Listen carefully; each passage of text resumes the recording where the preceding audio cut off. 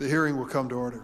Today we're holding the first Department of Homeland Security oversight hearing since January 16, 2018. That was the single lone occasion during the 4 years of the Trump administration that we held an agency-wide DHS oversight hearing. Annual DHS oversight hearings were routine under the Obama administration, and I hope to restore that tradition now. The committee will hear directly from the department's highest-ranking official, Secretary Alejandro Mayorkas. I thank the Secretary for appearing here today. We've worked hard to find this day on your calendar, avoiding pandemics and every other challenge that they were thrown at us. I'm glad you're with us today. Secretary Mayorkas inherited a department that was really in chaos. Under President Trump, DHS lurched from one secretary or acting secretary to the next, 6 in total, only 2 of whom were Senate confirmed. Don't take it from me. Listen to every Senate-confirmed DHS secretary prior to the Trump administration. 2 Republicans, 2 Democrats. They jointly wrote in January of this year, and I quote, "This has amounted to, on average, a new secretary in this department every 9.5 months to manage the turbulent challenges of large-scale cyber attacks, border security, violent white nationalism, wildfires in the West, staff shakeups and firings, the gross politicization of the agency's mission, and rulings from the Government Accountability Office, and at least 1 court that the most recent former acting secretary was serving illegally." I might remind you, those were comments by the 4 previous secretaries of DHS, 2 Republicans and 2 Democrats. They added, and I quote, "The leadership vacuum and turmoil at DHS may have contributed to the failure to anticipate and adequately prepare for the attack on the Capitol." The reference, of course, is to the January 6th insurrection. Their message was clear. The chaos during the previous administration hobbled DHS and put our nation's security at risk. The Department of Homeland Security has important and vast responsibilities. The Secretary must deal with natural disasters, transportation security, cybersecurity, international and domestic terrorism.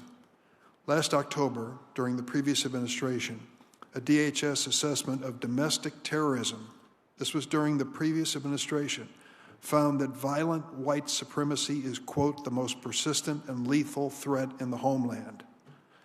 I've been sounding the alarm about this threat for many years.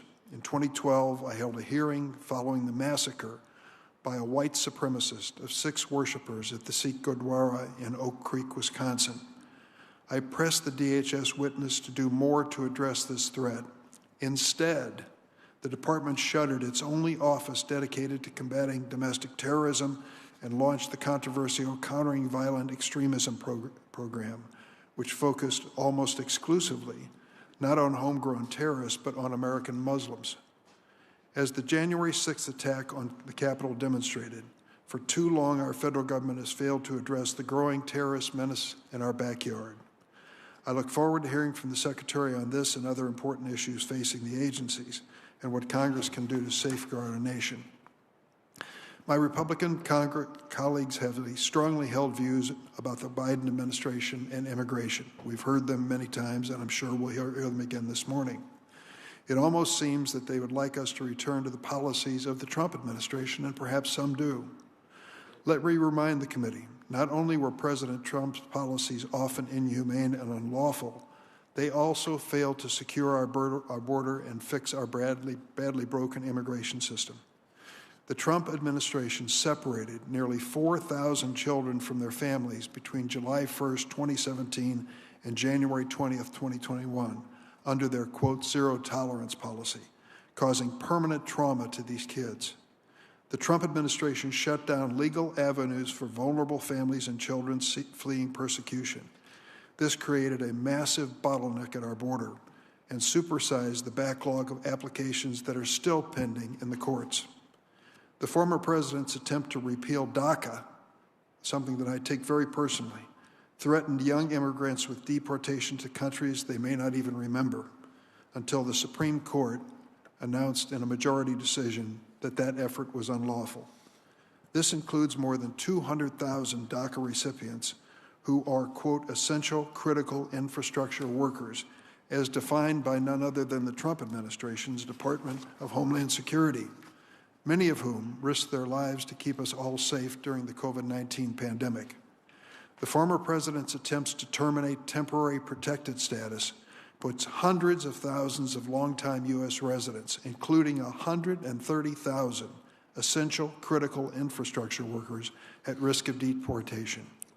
The former president threatened mass arrest and deportations of millions of undocumented immigrants, including more than half of our nation's 2.4 million farm workers who've committed no crime and pose no threat to this country. This created rampant fear in immigration communities around the country, but it did not make us safer. In fact, the Trump administration endangered our national security by literally transferring billions of dollars in Department of Defense funds to build the president's so-called border wall. American taxpayers, not Mexican taxpayers, as President Trump had promised so many times, have paid dearly for this costly endeavor. Every dollar diverted from men and women in uniform for the border wall was appropriated by Congress to address a need identified in our military. This was not just an attack on Congress' power of the purse, it was an attack on military readiness. Secretary Mayorkas, you have a lot on your plate as a result of what you inherited. Let me be clear. I believe we can secure our border while treating people humanely. It is not only possible to do so, it is necessary. I look forward to hearing from you about the steps you're taking to enhance security, crack down on international criminal organizations, and particularly migrant smuggling, and to expedite asylum proceedings. I also look forward to hearing what you're going to do to restore America's longstanding bipartisan tradition of welcoming refugees. In the midst of the largest refugee crisis in the history of the world, the Trump administration set record lows for refugee admissions 4 years in a row. Sadly, in fiscal year 2021, which ended 2 weeks ago, the U.S. had admitted only 11,411 refugees, a small, tiny fraction of the Biden administration's goal of 62,500 and lower than any year during the Trump administration. I believe we must do better. It is easy to criticize the executive branch, but every member of this committee needs to look in the mirror as well. Only Congress can actually fix our broken immigration system. Of course, I'm concerned about the crisis at the southern border. Every member of Congress should be. The question is not only what happened, but what are we going to do about it? Congress, the Senate. Are we proud of our failure to pass meaningful immigration reform for the last 35 years? Congress bears responsibility for this. I've tried for many years to pass such legislation. Unfortunately, many times, some Republicans obstructed it. They filibustered the DREAM Act 5 separate times, and the Republican-controlled House blocked the 2013 comprehensive immigration reform that would have invested tens of billions of dollars in securing our border, something we all share. Even President Trump's acting Homeland Security Secretary, Kevin McAleenan, said that if he had passed the bill, quote, we'd be in a lot more secure on the border. This year, I convened bipartisan immigration negotiations over several months. We were unable to make progress. In fact, there were some who came forward and said we have to cut legal immigration in the United States. But now we have another chance.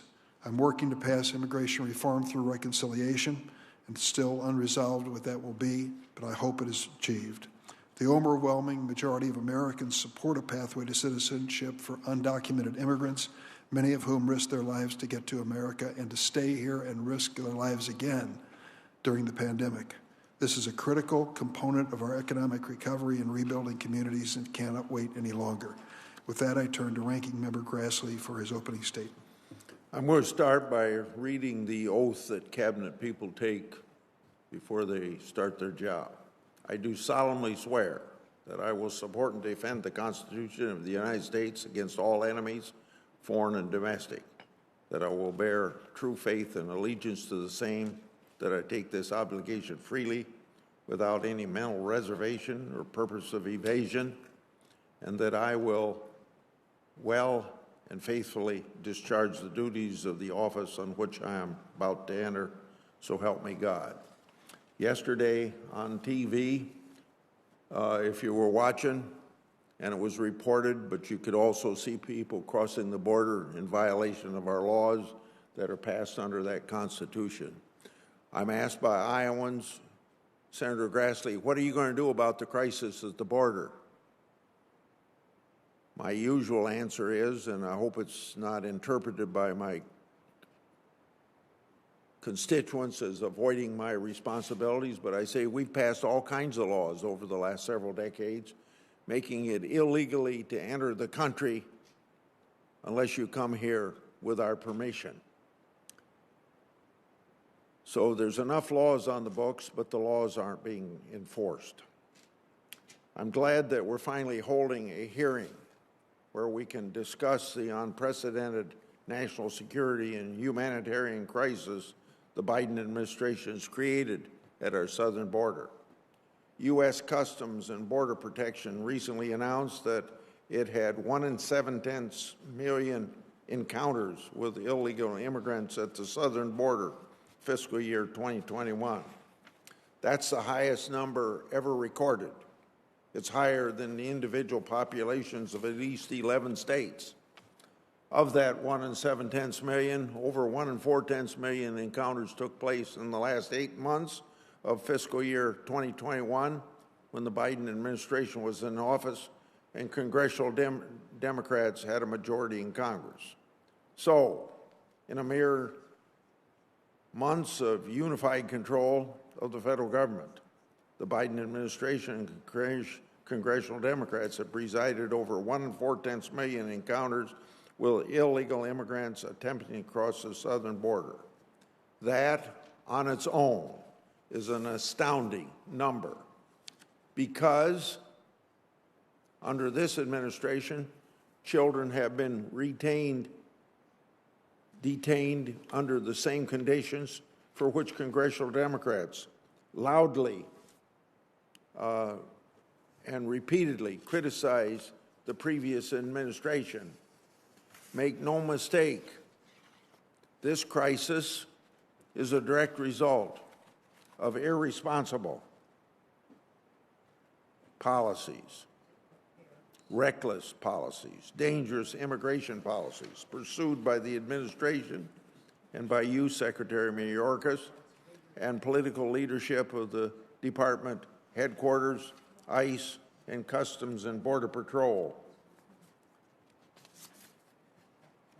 Don't just take my word for it. On March the 10th, Reuters reported that the government of Mexico was worried that the Biden administration's asylum policies were, quote, stoking illegal immigration and creating business for organized crime.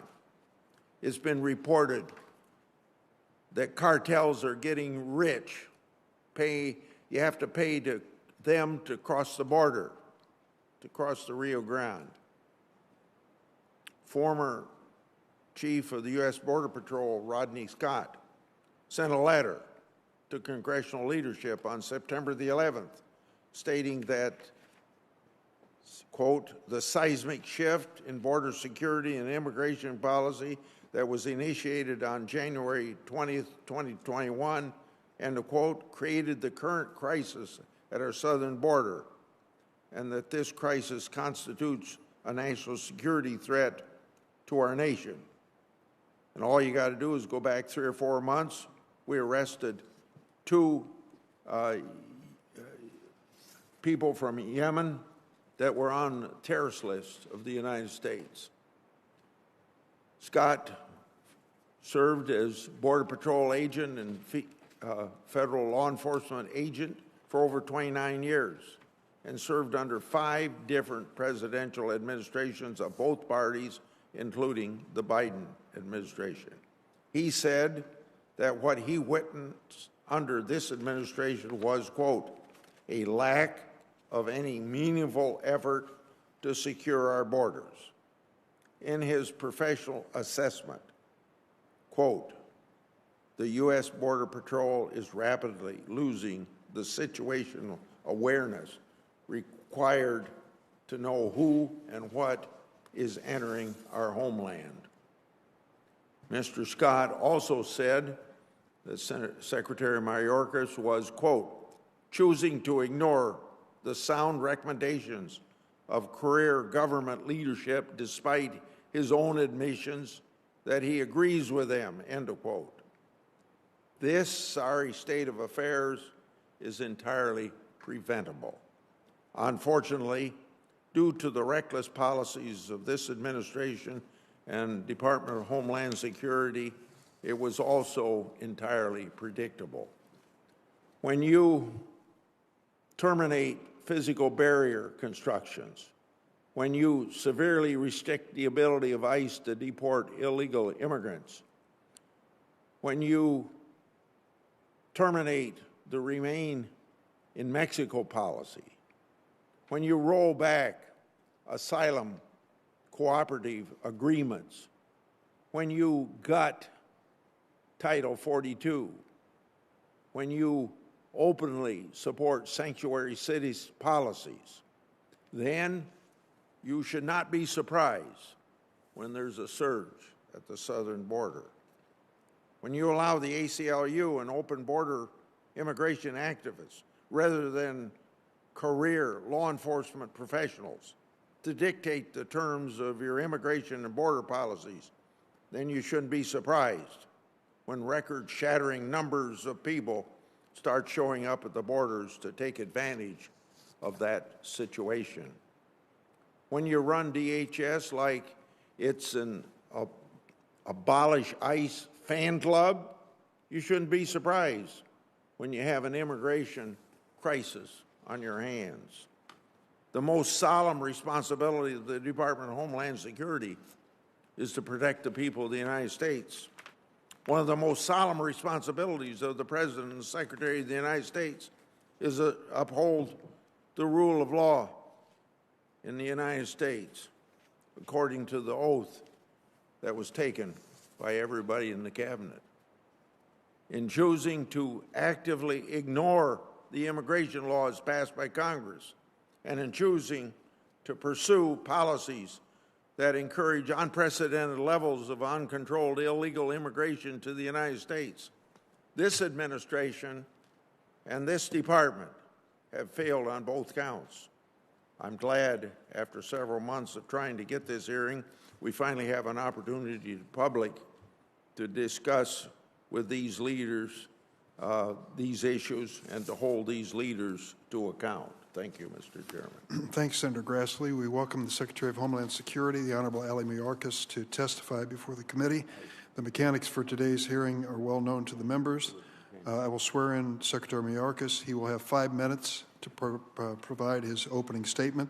There'll be a round of questions. Each senator will have 7 minutes. 7 minutes. Please, no new questions after the 7 minutes are reached. Please try to remain within your allotted time. Following the first round of questions, if senators wish to ask additional questions, we will have a second round with 3 minutes each. Secretary Mayorkas, if you'd please stand. Do you raise your right hand? Do you affirm the testimony you're about to give before the committee will be the truth, the whole truth, and nothing but the truth, so help you God? Let the record reflect that the Secretary answered in the affirmative. Secretary Mayorkas, the floor is yours. Thank you, Chairman Durbin, Ranking Member Grassley, and distinguished members of this committee. Thank you for the opportunity to join you today. Every day, the 250,000 men and women of the Department of Homeland Security confront critical and complex challenges as we work to achieve our noble mission of safeguarding the American people, our homeland, and our values. The dedication and talent of our extraordinary workforce is unsurpassed, and I am privileged to serve alongside them. Our department is expansive, the third largest in the federal government, and our more than 20 agencies and offices join forces and work together to fulfill the many different responsibilities we have. From investigating, apprehending, and helping bring to justice those who heinously exploit children, to rescuing those in distress at sea, our personnel do so much in the service of the American people.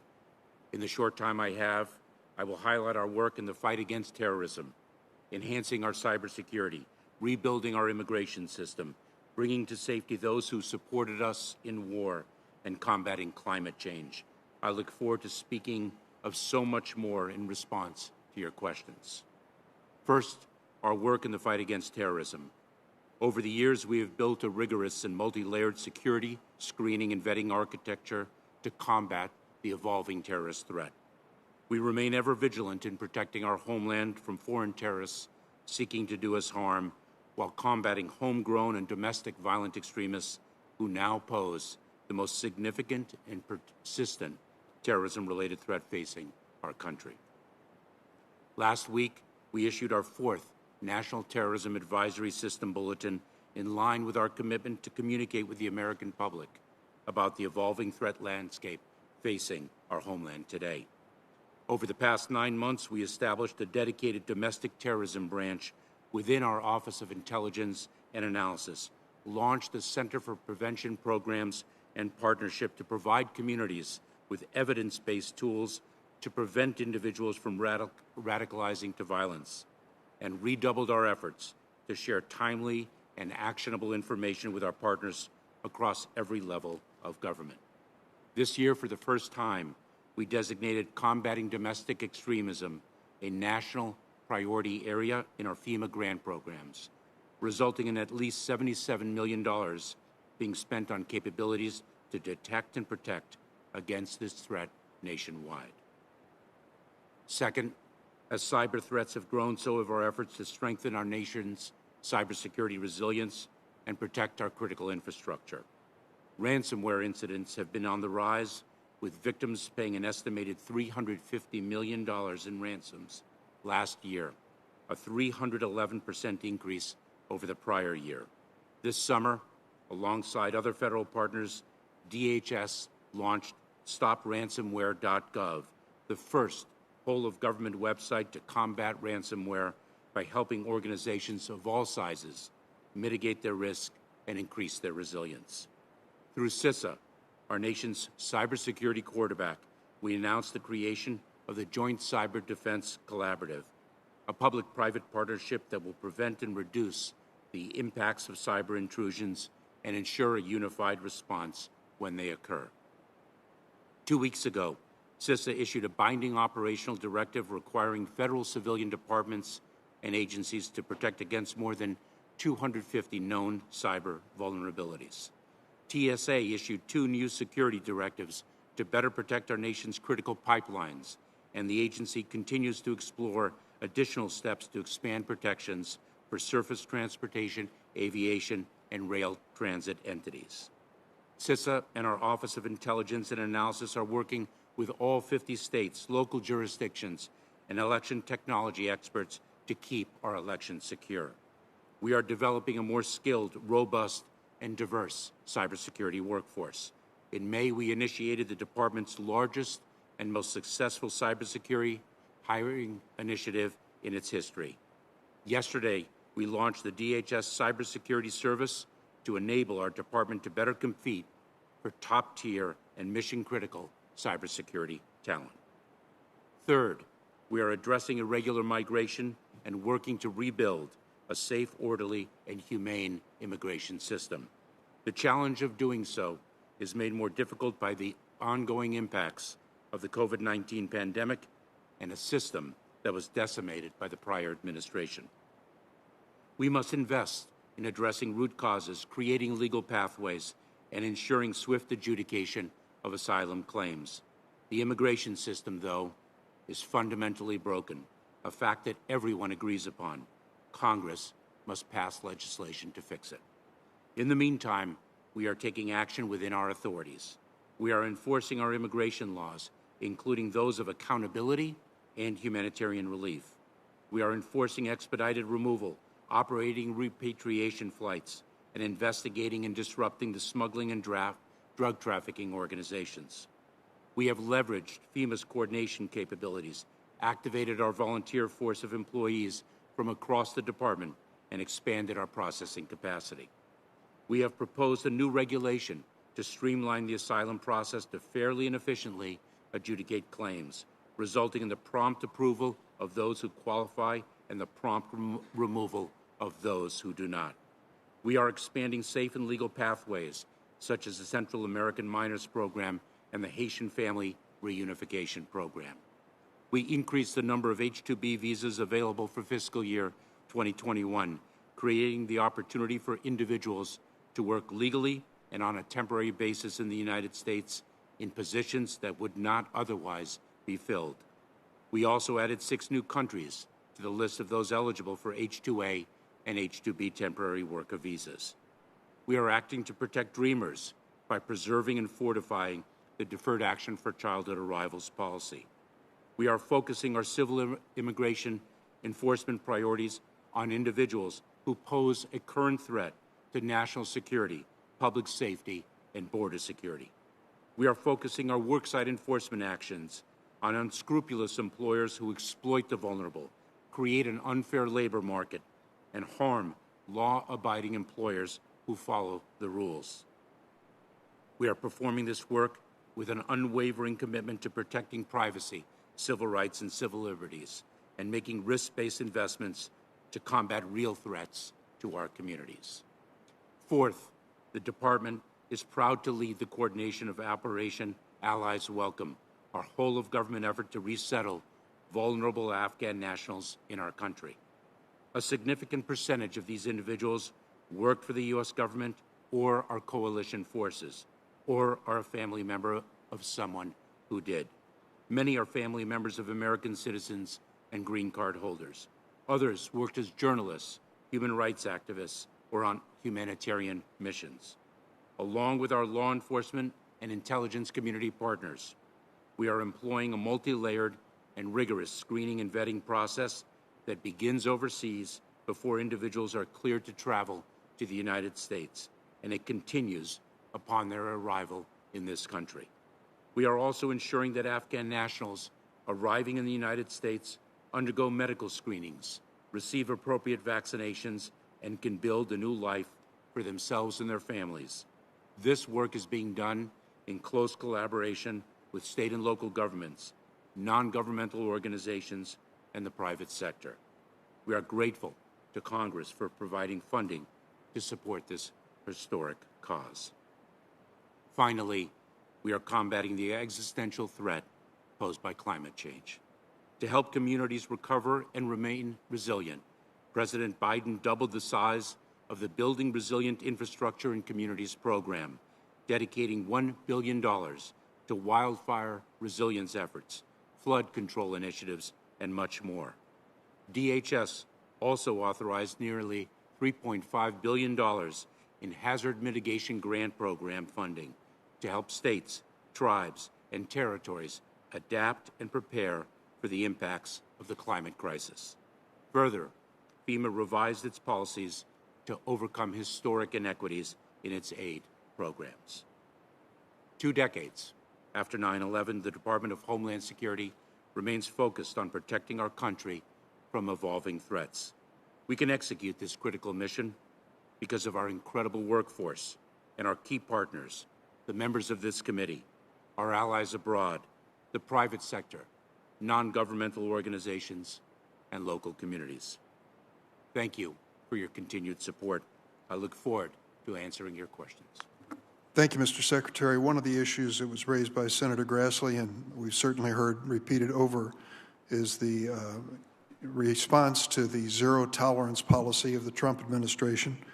It's my understanding that President Biden's interagency task force on reunification of families identified 3,914 children separated from their parents at the U.S.-Mexico border between July 2017 and January 2021, when President Trump left office. Of these, 2,073 have been reunited with their parents through previous court orders and via the efforts of this task force. That leaves approximately 1,800 children who were separated during the Trump years, who, according to this task force report, have not been reunited with their parents. What is the current status of these children? Mr. Chairman, thank you very much for your question. I had the opportunity to actually interview parents whose children were ripped from their arms under the prior administration, and tragically, the trauma of that separation, even though they are now physically reunited, continues. I lead that task force, and we have a wonderful executive director who works day to day in the effort. we have taken quite a number of measures to reunite the families who were separated under the prior administration.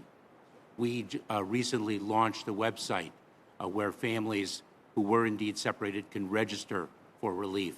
We are working very closely with counsel for the families. We are working with the governments, the nations of origin, to accelerate the provision of passports for parents who do indeed want to come here. So let me ask you, Mr. Secretary, you've heard the criticism that you're doing exactly the same thing that Trump did with zero tolerance. Are you, in fact, forcibly separating children from their families without good cause? Absolutely not. And let me also say that we are working with international organizations, including the International Organization for Migration, to work with trusted voices to rebuild the trust of the parents that the prior administration destroyed, so they have the courage to come forward and be reunited with their children. Mr. Secretary, you know my interest in the DREAM Act and Daca, as well as DAPA, and the efforts that Congress has been involved in. We had court decisions on President Trump's effort to eliminate DACA protection for the thousands who received it. What efforts is DHS making to reduce the backlog of Daca renewal applications? At the end of June, I understand 84,000 requests were pending, including 13,000 renewals for more than 120 days. What are you doing about it? Mr. Chairman, our efforts are well underway in that regard. We are prioritizing applications based upon their expiration date so that we make sure that no lapses in deferred action for childhood arrivals eligibility occur. We are also, when we renew an application, we are making it effective upon the date of expiration so that there is no gap in eligibility of those. So what's the backlog now? Mr. Chairman, I'll have to get back to you on the precise number of that backlog, and I will do so. I hope you'll do it promptly. We have worked very, very vigilantly to reduce it. The phrase catch and release is used by your critics to suggest that some people who manage to get across the border and make some claim to have a right under asylum law to be in the United States are released and never seen again, that they are somehow go into the nation at large, don't show up for their hearings, and that it's worse now than it was under the Trump administration. Is that true? Mr. Chairman, the term catch and release has been used very loosely for many, many years across different administrations.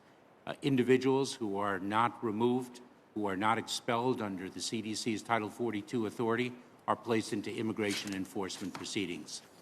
Those who abscond are a priority for removal under the immigration enforcement priorities that I issued on September 30th. Do they show up at their hearings? The great majority do, Mr. Chairman. And are there conditions that you can suggest would make it more likely that they show up at their hearings? And we are imposing those conditions, Mr. Chairman. We have alternatives to detention for those who are not in immigration detention. We have imposed conditions of parole with alternatives to detention, and those conditions better assure their appearance in court. We are communicating with individuals most effectively because sometimes it is not an intent to abscond, but a misunderstanding of the requirements in a very labyrinthian immigration system.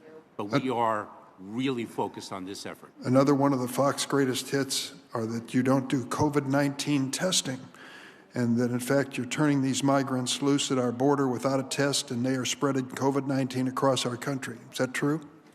Mr. Chairman, we test migrants. We place them in isolation or quarantine as the results of those tests require. We have built an architecture with non-governmental organizations and across the federal enterprise to test migrants. And in fact, when non-governmental organizations assist us in that effort, we have provided for FEMA reimbursement for them through the states if those states cooperate with us. We know that smugglers are endangering and exploiting those migrants who are anxious to find a better place to live. We saw that just recently in Del Rio, Texas, when so many Haitian immigrants seemed to appear almost by design, tens of thousands of them. How did they happen to all come together during that period of time? Mr. Chairman, we have a number of efforts directed at tackling the smuggling and trafficking organizations. Operation Sentinel is one of them, where we are going after their logistics and watching the money and apprehending them that way. I have met several times with the Attorney General of Mexico and assisted in the apprehension of organizational leaders. We are very focused on the organizations that exploit the vulnerable and facilitate irregular migration and illegal crossings. My last question, what is the backlog in our immigration courts? I understand it was 1.4 million cases at the beginning of the Biden administration. Has there been any progress made? There has been modest progress, Mr. Chairman. This is something that we are very focused on. This has been an enduring challenge. It speaks to the fact that our immigration system is broken and in dire need of legislative fix. Senator Grassley. Welcome, Secretary. On October the 28th, the Wall Street Journal reported that your department and several other federal agencies are involved in talks to offer massive financial payments to illegal immigrants. This is being done in order to settle litigation regarding the zero-tolerance enforcement policy. As you can imagine, many Americans think it's a pretty outrageous idea to offer massive taxpayer-funded payments to illegal immigrants who broke our laws, particularly in the middle of a record-shattering border crisis that this administration has created. The Journal made it clear that DHS is involved in these discussions. As the leader of your department, presumably you've been kept in the loop.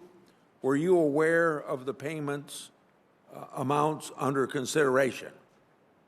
Ranking Member Grassley, the Department of Justice is leading the negotiations in litigation arising from the family separation policy of the prior administration. I am not involved in those negotiations. I must defer to the Department of Justice. My focus in leading the task force is to reunify the families who were separated under the prior administration. Okay. Mr. Secretary, the White House, Deputy Press Secretary, and the ACLU have all already offered public comments on these settlement discussions, so we expect you to answer questions about DHS's involvement in the case. So you're saying that there's no involvement? I am not aware of our involvement in the Federal Tort Claims Act that are being handled by the Department of Justice. My focus is on the reunification of the families, the parents who were separated from their children. Under the Department of Defense Death Gratuity Program, the family of a service member who dies on active duty receives a tax-free payment of $100,000. Under what circumstances, if any, do you think it's appropriate for an illegal immigrant who broke our laws to receive more money from the government than the family of a fallen service member receives under that program? Ranking Member Grassley, when an individual sacrifices his or her life in the service of our country, wearing our nation's uniform, the family and all loved ones make that sacrifice as well. And my heart goes out to the families of those whom we have lost. I must again defer to the Department of Justice with respect to the negotiation in litigation of federal tort claims. That is not within my province. The Wall Street Journal piece, it indicates that at least one of your department's attorneys complained that the illegal immigrant payout under discussion would be more than some 9/11 victims' families received under that program. Under what circumstances, if any, do you think it's appropriate for an illegal immigrant who broke our laws to receive more money from the government than any one family in the 9/11 victims? I had the heartbroken honor of meeting a number of families who lost loved ones as a result of 9/11 on the 20th anniversary of that tragic day. And we are devoted to the well-being of those families. Again, Ranking Member Grassley, The resolution, the negotiation of the Federal Tort Claims Act arising from family separation is not within the jurisdiction of the Department of Homeland Security. Well, I'm not asking you to comment on ongoing negotiations or legal matters. I'm asking you for your opinion on when it's appropriate for an illegal immigrant to receive more money from the government than the family of 9 election victims. I don't think you're going to answer that question, so I'm going to go on. There are approximately 1 2/10 million illegal immigrants in the United States with final orders of removal. These are people who have received due process and been ordered removed by an immigration judge. In your September 30th memo, you said, quote, that the fact that an individual is a removable non-citizen should not alone be the basis of an enforcement action against them, end of quote. Does that reasoning apply to the 1 2/10 million illegal immigrants who have received due process and been given a final order of removal by an immigration judge? Ranking Member Grassley, the policy that I issued on September 30th, I drew from tremendous experience, not only as a member of the Department of Homeland Security, but as a federal prosecutor. We cannot remove 1.2 million individuals, nor can we remove more than 11 million undocumented individuals who are unlawfully present in the United States, who might not have final orders of You might be right on that point, but my question is, does the reasoning apply to the 1 2/10 million illegal immigrants who have received due process? I just want to know if it applies to that group of people. It certainly does, and however, I would not necessarily accept the fact that all of them have received due process. Do you agree that all these individuals should be removed from the United States? I guess you said you couldn't remove 1 2/10 million. Should any of them be removed? Of course, I do believe that individuals who pose a public safety threat, who pose a national security threat, who pose a border security threat should be removed. And we should be smart and effective in our use of resources, and we should focus on the well-being of our communities and prioritize individuals for removal, just as I did as an assistant United States attorney, just as any responsible prosecuting office does in this country. I heard you say you want to do your job. Let me ask you this, the last question. Have any migrant families at all been separated during the Biden administration? Were any migrant families separated during the Obama administration, during which you served in multiple senior positions at DHS, including Deputy Secretary? Ranking Member Grassley, no member of a family was separated consistent with the policy of the prior administration to purposefully separate a child from the parent for the sole purpose of deterring irregular migration of others. We ended that cruel policy on day one of this administration. Thank you, Senator Grassley. I wish I had an answer if any members were so deported. Go ahead. Thank you, Senator Grassley. Senator Feinstein. Thanks very much, Mr. Chairman. And Mr. Mayorkas, I've known you for a long time. It's very good to see you sitting there. And I thank you for your service. I want to ask a controversial question, and it has to do with guns. Each year, last month, TSA announced that their officers have seized 4,495 firearms at security points this year. That's a new record in the agency's 20-year history. Having an average of more than a dozen firearms seized at airport checkpoints each day is really troubling. So what is happening? To what do you attribute this increase? And how is TSA combating this very concerning issue? Senator, it is wonderful to see you, and I am grateful for the support you have provided me throughout my enforcement career. Could you speak up, please? I don't want to miss it. I just express my gratitude to you, Senator, for your support Thank you. throughout my enforcement career. Thank you. And it is wonderful to see you. Thank It is you. difficult to understand the cause for the increase in the carrying of firearms, the attempted carrying of firearms through security checkpoints in airports. I can assure you, Senator, that TSA is doing everything possible to both interdict that and to prevent it from continuing to occur. We have been very robust in our communication to the American public that offense will be dealt with criminally, if appropriate, and certainly civilly as well. We must put an end to that. It jeopardizes people in the airports and, of course, our own personnel, our frontline personnel, who risk their lives every day in the service of our country. Well, I thank you for that. Since 2012, a total of 12.7 million acres have burned in my state. That's 1 out of every 8 acres in California. 53% of the forest in California is federal. Federal salaries were way down.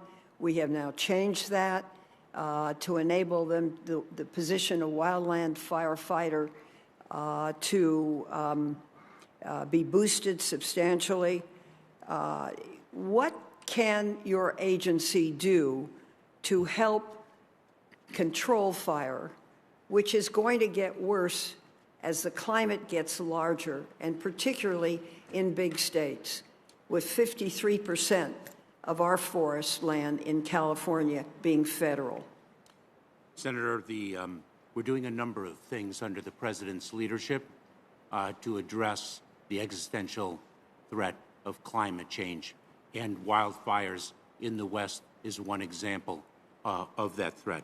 We have increased grant dollars to states and local communities to build resilience to fires and, importantly, to focus on preventive efforts.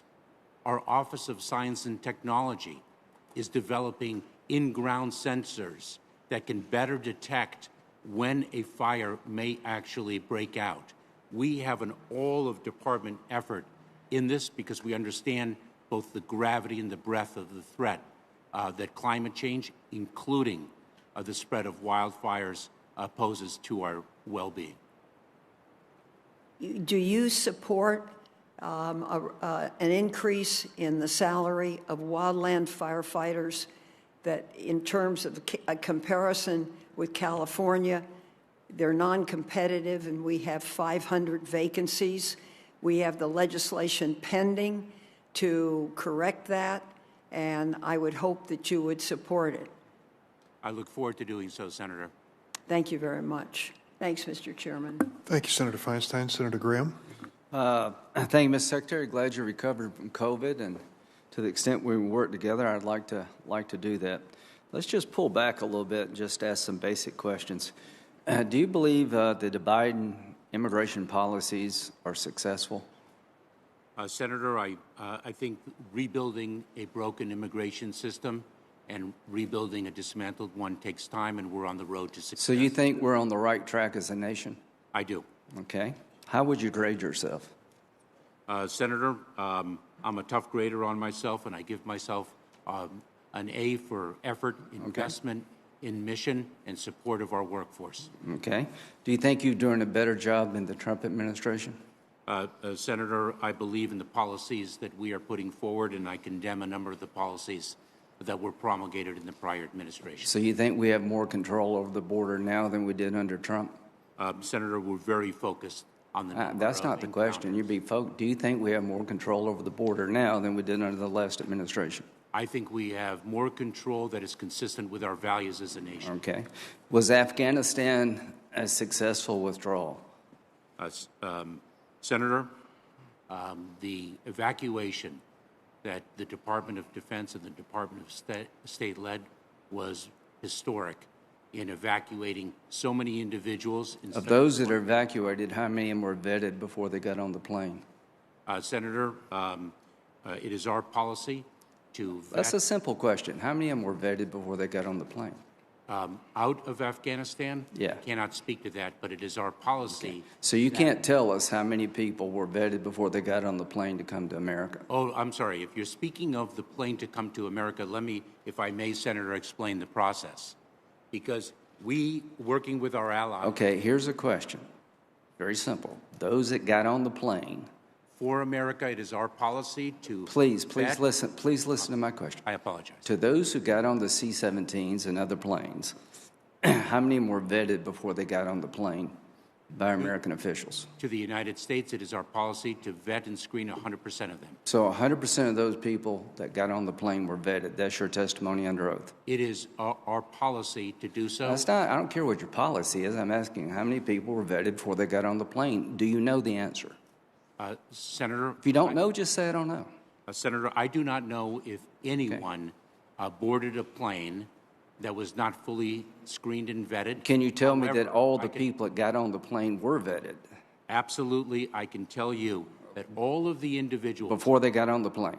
if I may, Senator, all of the individuals who arrived in the United States Okay. have been screened and That's vetted. not, listen, I'm not trying to trick you. I'm trying to ask a simple question.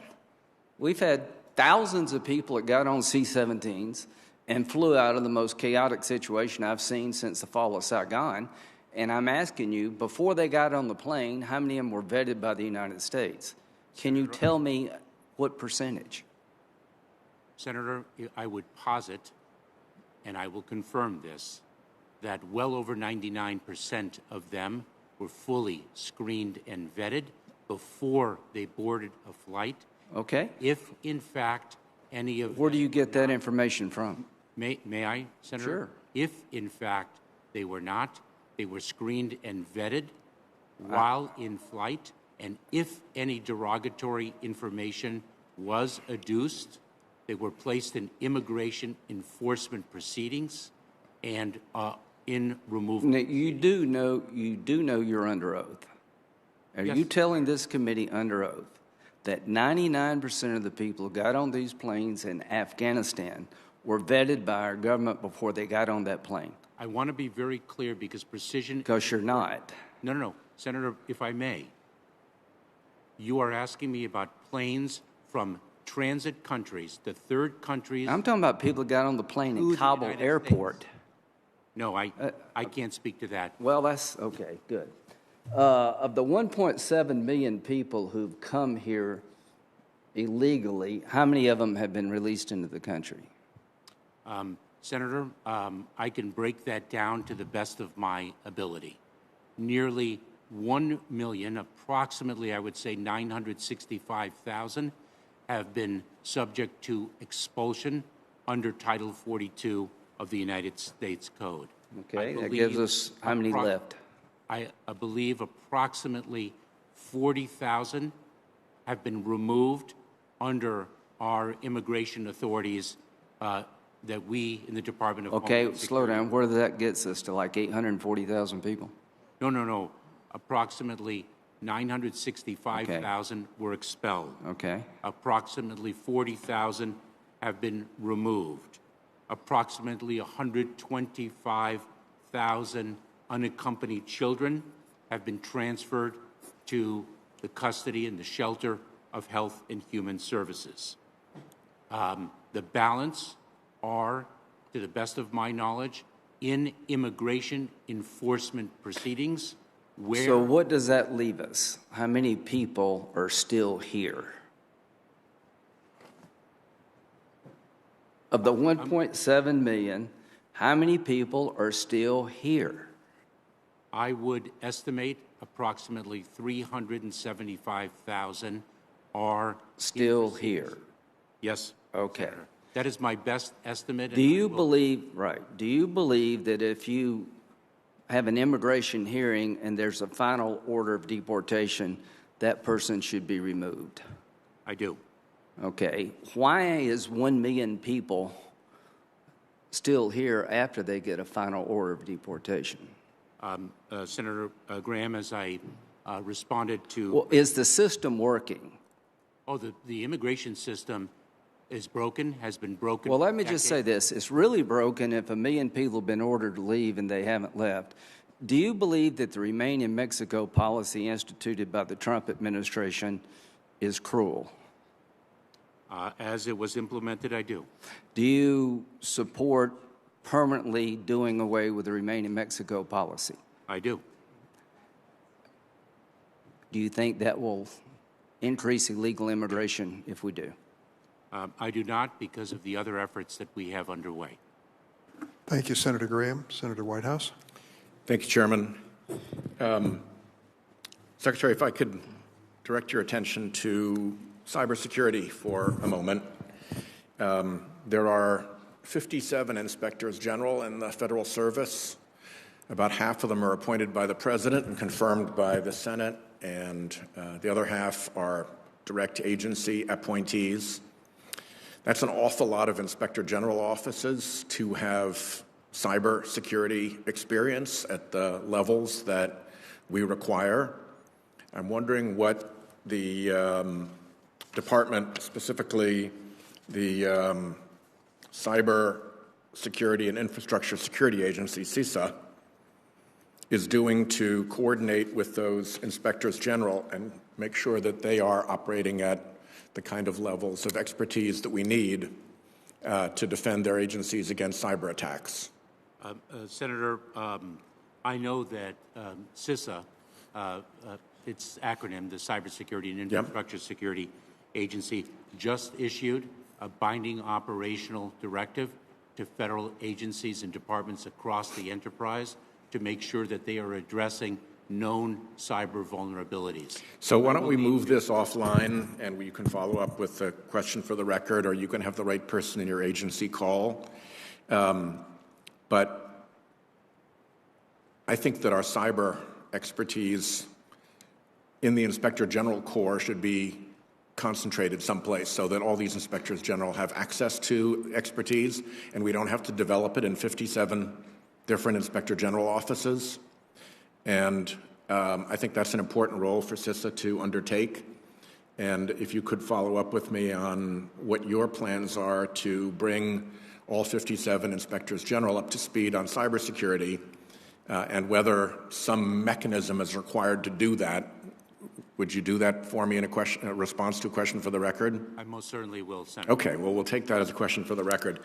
I also wanted to mention to you that Senator Graham and I have a piece of legislation to plug some of the enforcement holes regarding cyber attacks.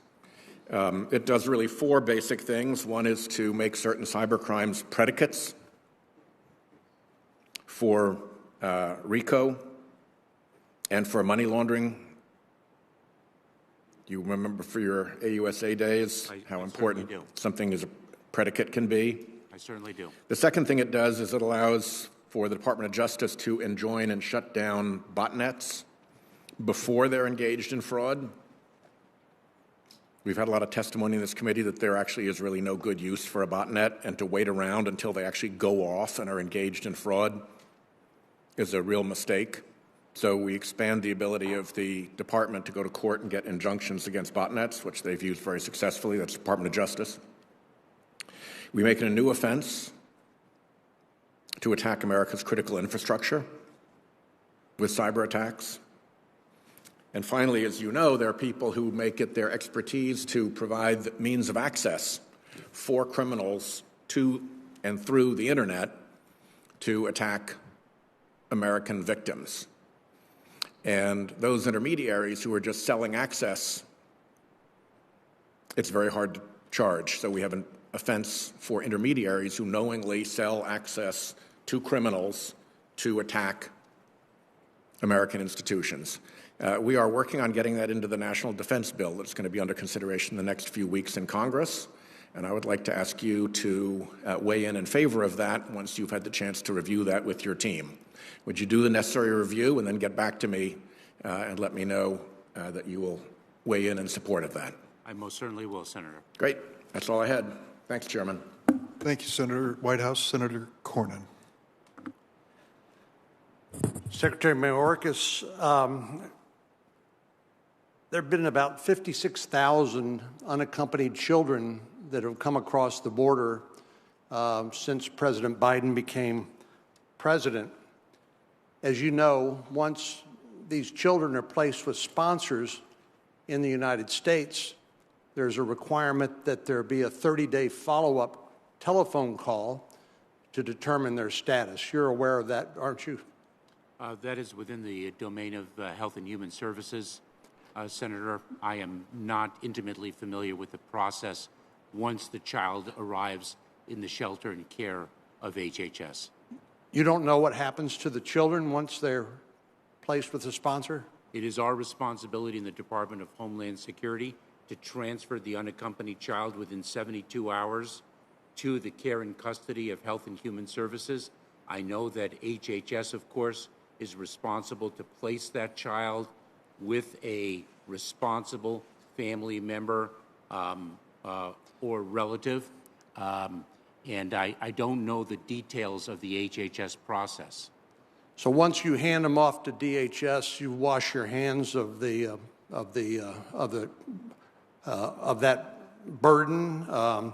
Would it surprise you to know that just this last fiscal year, in the 38-day follow-up calls to sponsors of unaccompanied children, 18% of them did not answer the telephone, and there's been no subsequent follow-up on these children placed with sponsors, many of whom are not even related to these children. And frankly, the Biden administration doesn't know whether they're being forced into labor, being trafficked for sex, being abused or neglected.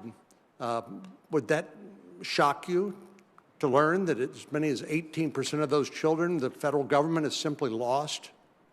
Senator, that would indeed surprise me, and I would respectfully disagree with your characterization of our responsibility.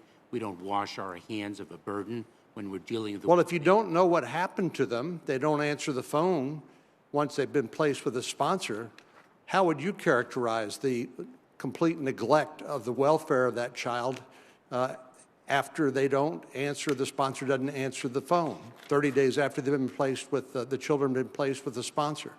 Senator, how would you characterize that? Senator, I have confidence in the dedication of the men and women of the Department of Health and Human Services to act in the best interest of those children, and I defer your question to those dedicated men and women.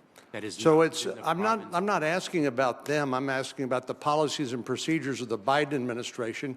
Apparently, no one in the Biden administration cares about those roughly 10,000 children that don't respond, their sponsors don't respond to follow-up telephone calls. So, frankly, we don't know what happened to them, good, bad, or indifferent. Senator, let me ask you about another topic. Recently, you issued new enforcement guidelines, September the 30th, 2021. And are you familiar with the notion of push factors and pull factors? I'm confident you are. Yes, I am, Senator. So push factors are violence, poverty, desire for a better life, things we all as human beings understand. Pull factors are incentives for people to make the dangerous journey to the United States in the tender mercies of the drug cartels and the criminal organizations. Do you agree? Maybe not entirely with my characterization, but those are pull factors? I understand your point, Senator. Yeah. Well, do you agree with Police Chief Magnus, who is the Biden administration's nominee for Customs and Border Protection, that a non-enforcement policy by the Department of Homeland Security when it comes to illegal immigration is a pull factor, encouraging more people to make that dangerous trip? That would require me to speculate because we don't have a non-enforcement policy. I'm just asking you whether you agree with Chief Magnus, the CBP nominee, whether a policy of non-enforcement would be a pull factor. It could be.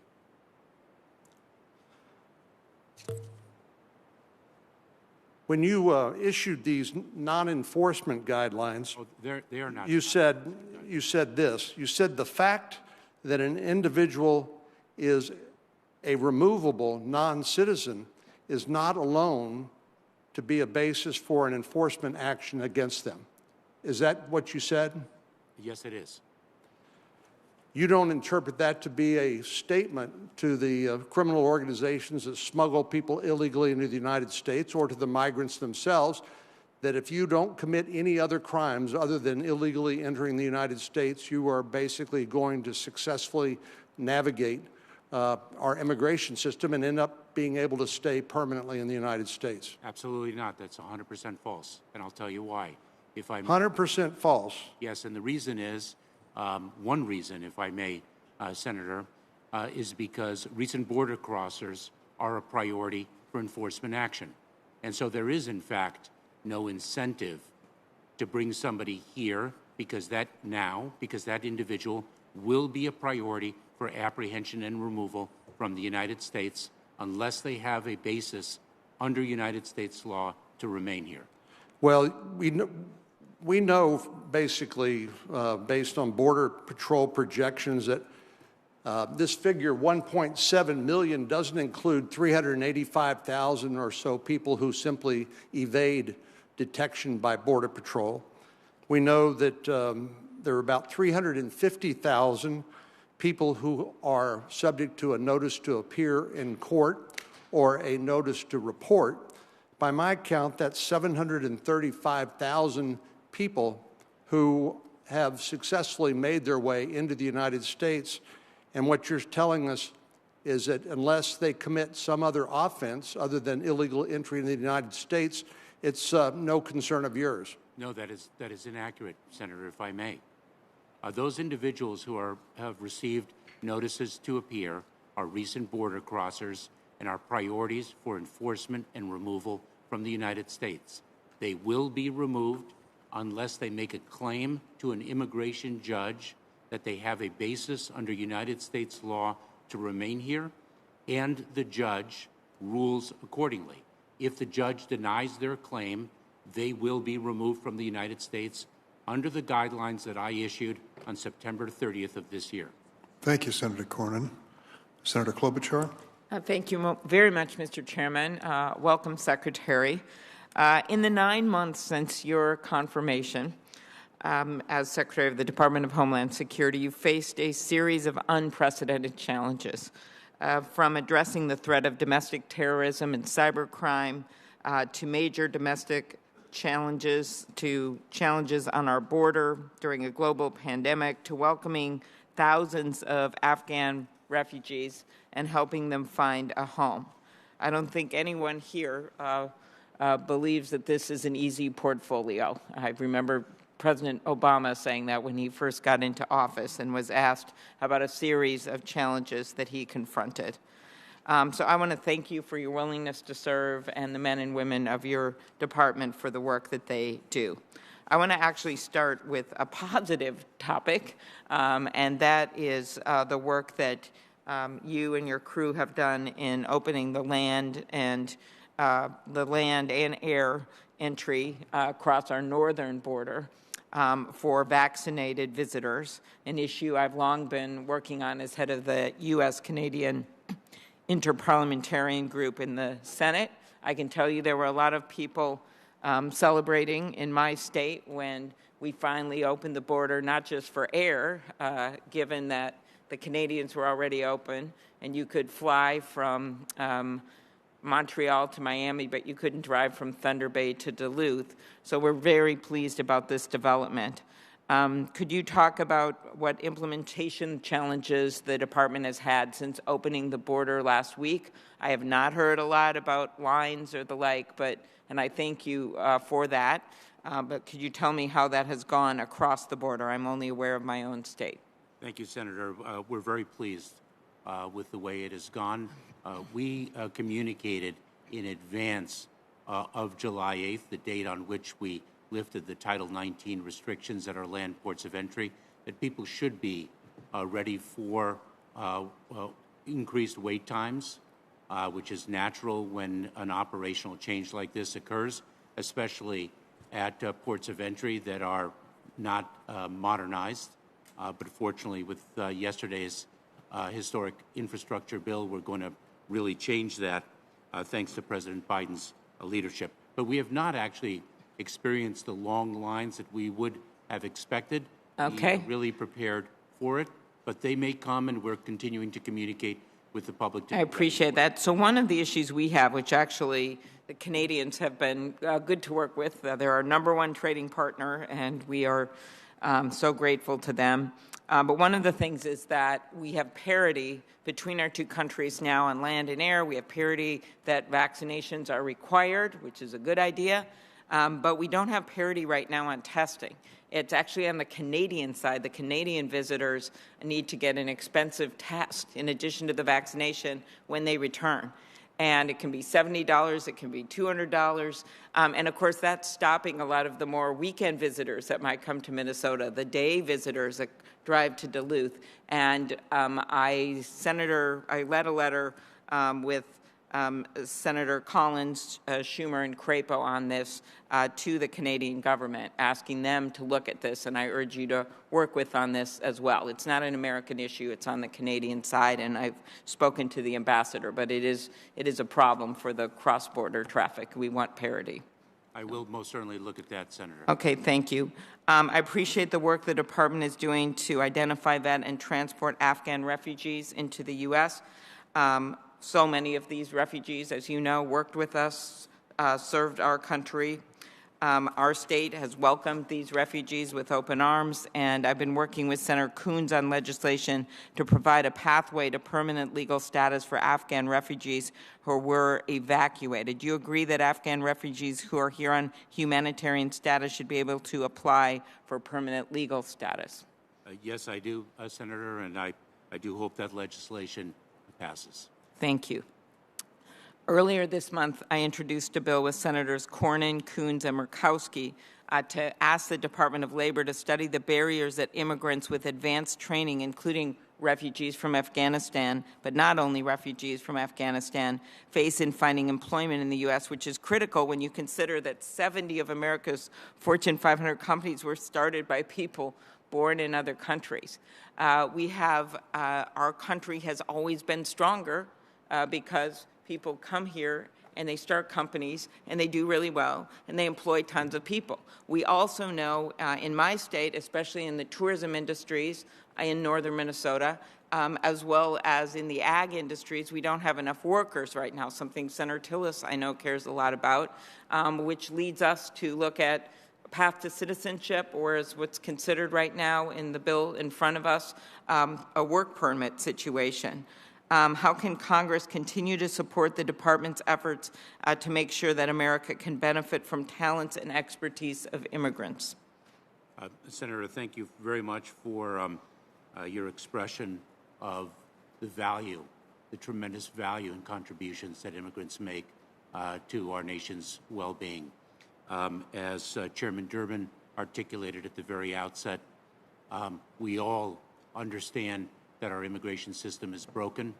There is unanimity about that, and it is long past time that we pass legislation to fix it. Thank you. A last question here. Along with Senator Blunt, I co-chair the Congressional Coalition on Adoption Caucus. Many of the members on this committee are members. It's very bipartisan. Over in the House, it is Adam Smith and Representative Adderholt that chair the commission. And that's why we've introduced the Adoptee Citizenship Act to make citizenship automatic for all international adoptees who were legally adopted by U.S. citizens as kids, regardless of when their adoption was finalized. Since 2004, international adoptions have fallen nearly 93%. And I have always viewed this, and part of it, of course, is the pandemic, part of it is things that Russia did, things that China did, but there's a whole lot of kids in other countries as well that need a loving family, and there's a whole lot of Americans that would like to adopt kids. We are proud that the domestic numbers have actually gone up during the last few administrations, with foster kids getting adopted. That's all good. But international adoption has actually been a part of the way that our country is connected to the rest of the world, not to mention the humanitarian issues. Will you work with me to identify barriers and find ways to ease the citizenship process for foreign-born adoptees, and also in general, as we're talking to the State Department, Senator Blunt and I, about this issue, to work to get back to the situation where we were welcoming adopted kids into our country? Senator, I would be privileged to do so. I was privileged to work with then Senator Mary Landrieu on international adoptions, as well as with Ranking Member Grassley on that valiant effort. All right. Thank you very much. Thank you, Senator Klobuchar. Senator Lee. Thank you very much, Mr. Secretary. Moments ago, you said you gave yourself an A, maybe an A for effort, on dealing with workforce issues at the Department of Homeland Security. I know that's important. You rely on your people. Now, you've got about 17,000 Border Patrol agents. Is that right? I'm sorry. We have about 17,000 on the border. On the border. On the border. So on the southern border. Let's talk about those for a minute. 17,000 on the southern border. What happens, and this ties back to your desire to give yourself an A for effort on dealing with workforce issues, but what happens when you've got potentially thousands of those, a pretty large percentage, who might soon become ineligible to work based on their vaccination status? Does that hurt or help our operational control of the border? Senator, I hope that doesn't prove to be the case. We are seeing a tremendous uptick in the number of Border Patrol agents along the southern border who are indeed receiving their vaccinations. I hope that does not materialize. Oh, well, yes, you hope, but do you have a plan for maintaining this? Would you be willing to share that plan with us in writing in the next 2 weeks? I would most certainly be pleased to do so. I appreciate that. And on the topic of workforce relations, on which you give yourself an A for effort, what about the issue with your Border Patrol agents recently being accused by some folks in the media of whipping illegal immigrants, when in fact they were not? Why on earth did you not defend them? I mean, has no one in your entire department ever become aware of how one uses split reins when riding a horse? Oh, Senator, let me say two things. Number one, I put 100% into my work, and I'm incredibly proud to do so. That's number one. Number two, I stand with the men and women of our department through and through, and I will not prejudge facts before. Did you defend them when they were being attacked for whipping people, which they were not? Senator, what I said quite clearly is that the independent investigation will determine the facts, and those facts will drive the outcome. Okay. Nothing less and nothing more. Your response and your failure to defend them then and now is nothing short of morale crushing. If you want to maintain or obtain operational control of the border, which you do not now have, this is not a way to get there. Now the Department of Homeland Security's website, the whole reason for its existence to a significant degree, involves a statement that's on your website of your department that states as follows, quote, managing the flow of people and goods into the United States is critical to maintaining our national security. Illegal aliens compromise the security of our nation by illegally entering the United States or overstaying their authorized period of admission, close quote. How is the department doing in that mission to maintain that operational control of the border? Senator, we are enforcing the laws that Congress passed, and there are different types of laws, if I may. There are the laws of accountability, and there are the laws of humanitarian relief. Individuals who make a claim for asylum, who are encountered upon illegal crossing at the border, are placed into immigration enforcement proceedings, are able to make their claim for asylum before an immigration judge, and if their claim is successful, under the law, they are able to stay here. If their claim is unsuccessful, then they are removed from the United States. Okay, so between January 1st and September 30th of this year, just the time period in which President Biden has been in office, there have been about 1.7 million illegal crossers that have been encountered at our southern border. And so this doesn't suggest to me operational control. This does suggest to me an administration that's willing to push on the pull factors that Senator Cornyn mentioned, accelerating them into the turn. It also is reflected in the Build Back Better plan with the full support of your administration, which paves a path for granting amnesty, turning on more of those pull factors. By the way, how many known gotaways have crossed our southern border in 2021? Senator, I'll have to provide that number to you. I will certainly circle back with you or your team expeditiously. I don't think that the approximately 965,000 people who were subject to Title 42 expulsions under the CDC's authority would consider the border open. I don't think the 40,000 or so individuals who were removed under the United States would consider the border. Yes, sir. I understand that, and that's great, and I appreciate the great work done by the men and women serving in your department. Operational control isn't deemed in place because there are some people who have been stopped. Operational control has to be measured by those who are coming in right now at a breakneck, record-breaking pace unlawfully. So here's what I don't understand. Maybe you can help me understand this. Does America have the capacity to help make sure that we take in every person, ill-intentioned or not, who wants to come to America? And what's the real limiting principle there? Because letting 2 million or so people in illegally across our southern border in a year, together with the fact that your administration is backing legislation that turns on more of a magnet, encouraging more people here to come unlawfully, seems consistent with that mindset that it's an unmitigated good. If I may, Senator, so this will require further discussion, but let me make a few important points, if I may.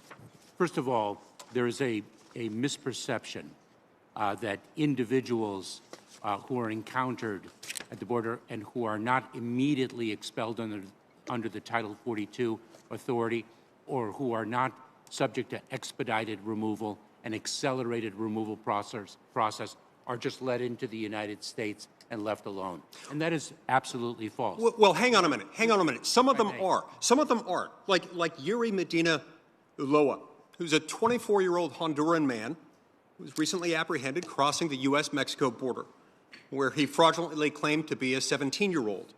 He then ended up in Jacksonville, Florida, where a family took him in. Days later, he stabbed the father of that family to death. He was a 24-year-old, not a 17-year-old, as he claimed. There are people like him crossing, and with the assistance, with the approval, with the facilitation in some cases of your department, these things are happening. That is inaccurate. I am aware of the case. That individual is being prosecuted. There is an immigration enforcement detainer on that individual. Did your department or did it not allow him in? Senator, I'd like to not comment on the details because I bet you would not like to comment on the details. If I may, Senator, there is a criminal case against that individual pending.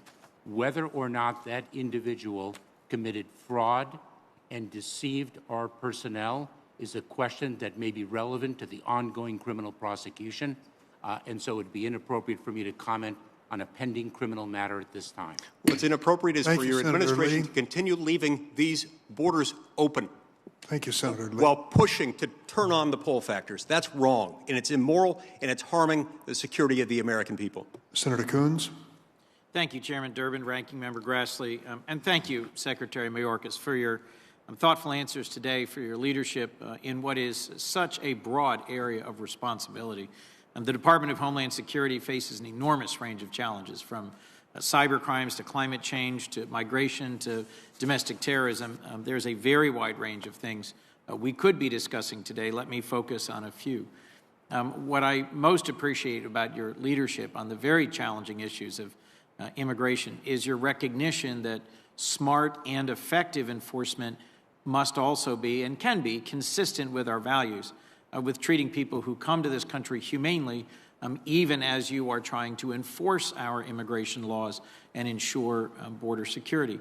So let's start with the question of prosecutorial discretion, an approach that effectively makes any undocumented immigrant a priority is actually making no one a priority. You're proposing prioritization, using prosecutorial discretion to strike priorities. Why is that needed? Can you explain why an approach of having priorities is actually more humane and more effective? Thank you very much, Senator. There are two reasons, and let me first at the outset say that the concept of prosecutorial discretion has guided federal, state, and local law enforcement agencies for years and years. When I was an assistant United States attorney, that principle guided us under the U.S. Attorney's Manual. There are two reasons in the context of immigration enforcement. Number one, we have limited resources, and if we do not establish priorities, we will not accomplish our mission most effectively of securing the well-being of the American public. Number two, there are more than 12 million unlawfully present individuals in the United States, many of whom have been in this country for years and years and have been contributing members of our society. One example, just one example, are the individuals who do the back-breaking work of picking food that arrives on our table every day. And so it is not only a matter of allocating resources smartly and effectively, but it is also a matter of justice. Let me ask an additional question, if I might, about our role in Congress in contributing to resolving our broken immigration system.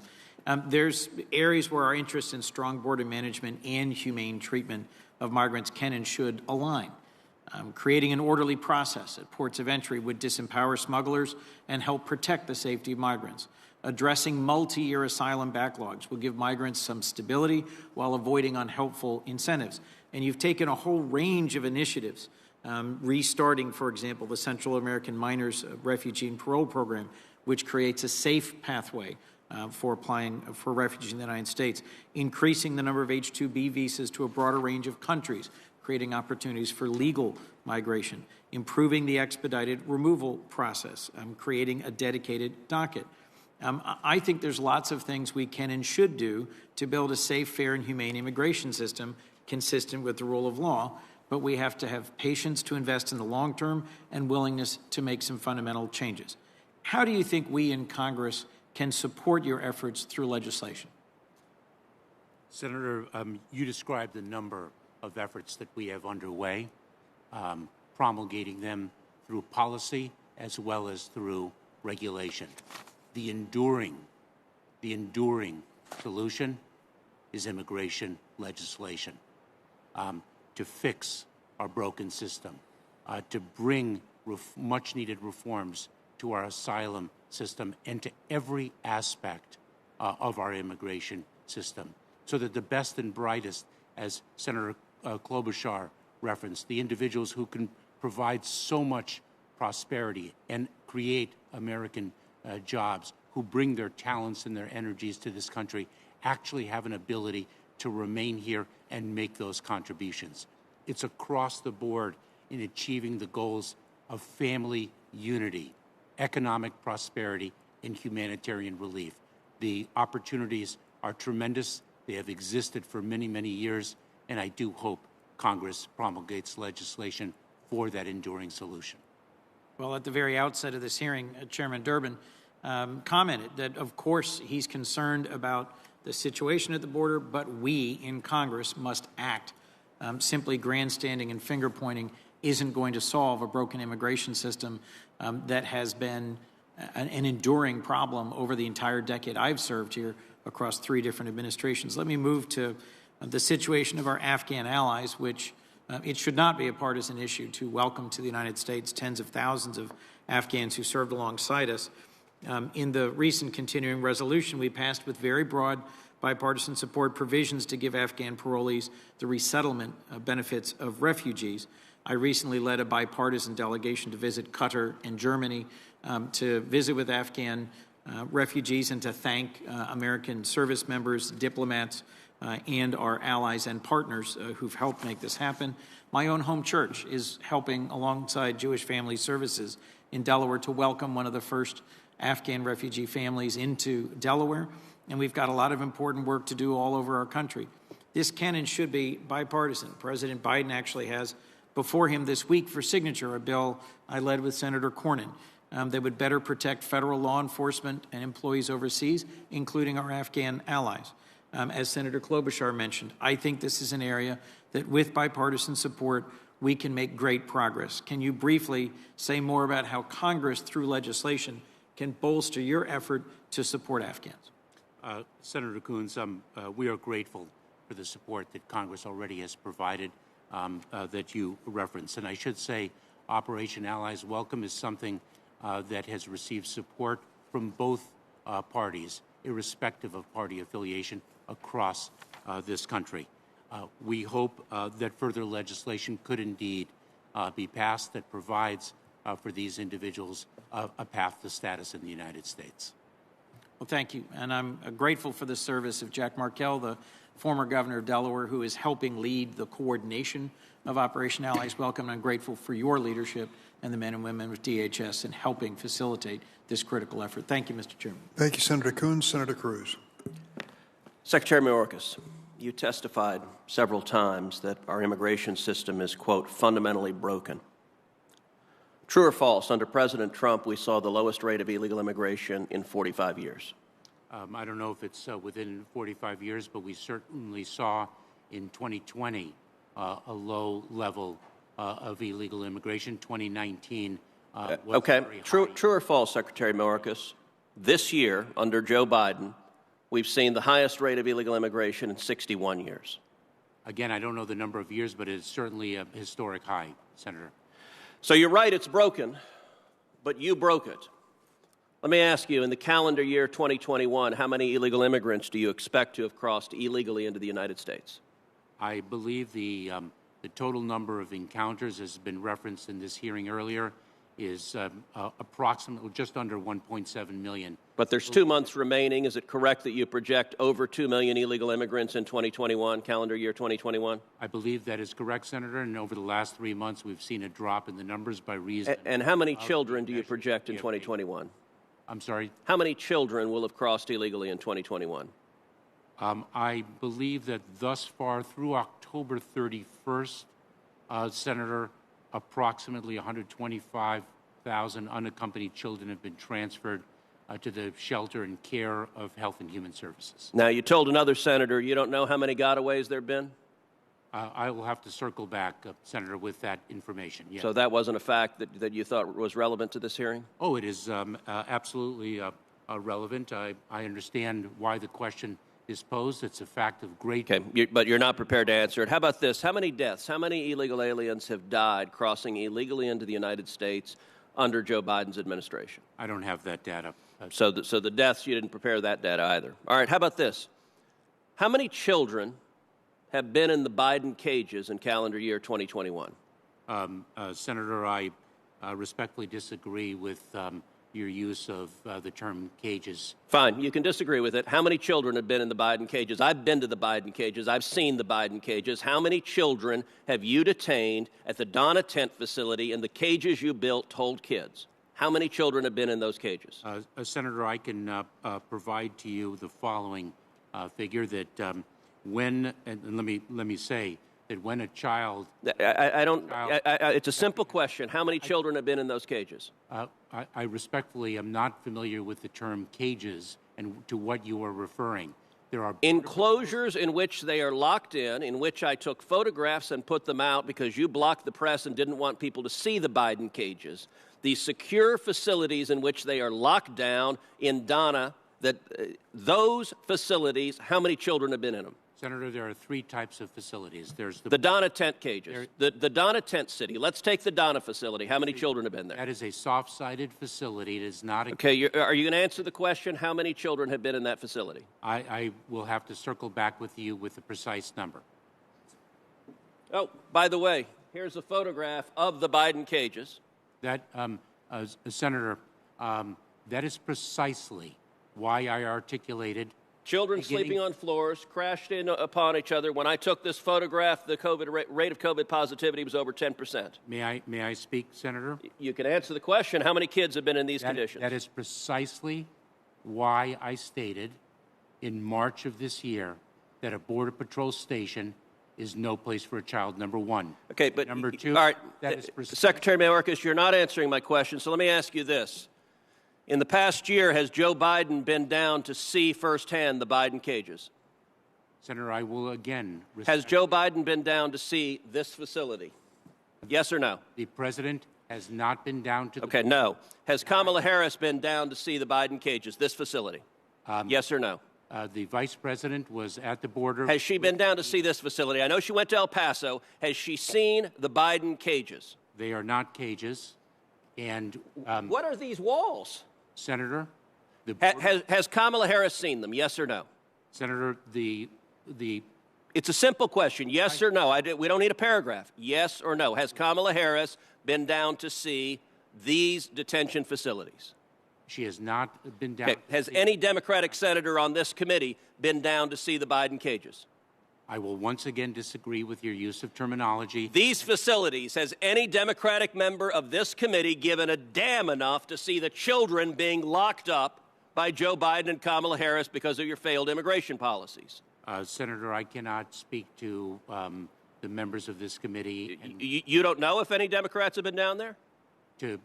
I believe Democrats have been down to see this facility, yes or no? On a facility. Whether they are members of this committee, I do not know. And all right, let me ask you a different question then. That what we do how many women have been sexually assaulted being trafficked into this country in 2021? Senator, I have no ability to determine how many. Okay, you don't know, so you didn't try to find out? Have been sexually assaulted in Mexico along the migratory. All right, how about this? How many children have been sexually assaulted by traffickers or other people when they were coming in illegally? I do not have that data. Okay, so you don't know that either. Let me ask you this. How many illegal immigrants have you released into the United States who were COVID positive? Senator, it is our policy to test individuals. I didn't ask your policy. How many illegal aliens have you released who are COVID positive? Well, let me just say, when they are released, they are placed in immigration. How many have you released that were COVID positive? I will have to get that number. Okay, you don't have that answer either. All right, let's try this. How many illegal aliens have you released who had criminal convictions? Who have criminal convictions in Mexico? In the criminal convictions in whatever jurisdiction? Those individuals, if they pose a public safety threat. How many individuals with criminal convictions have you released? Senator, I do not have that. Okay, let's specify it more narrowly. How many murderers have you released? I'm not aware of any murderers whom. How many rapists have you released? I'm not aware of any rapists whom. How many child molesters have you released? I am not aware of any child molesters whom we have released into the United States, and I should say that senior Customs and Border Patrol leadership have told me that your agency is slow walking and refusing to comply with the order from the federal court to return to the Remain in Mexico policy. What would you say to the judge if the judge was asking why you should not be held in contempt and incarcerated for defying a federal court order? It is because we are implementing the court's order in good faith. We are working with Mexico. It requires a bilateral relationship and an agreement. And I should also add... Have you or anyone on your staff expressed to Mexico to resist going back to this agreement?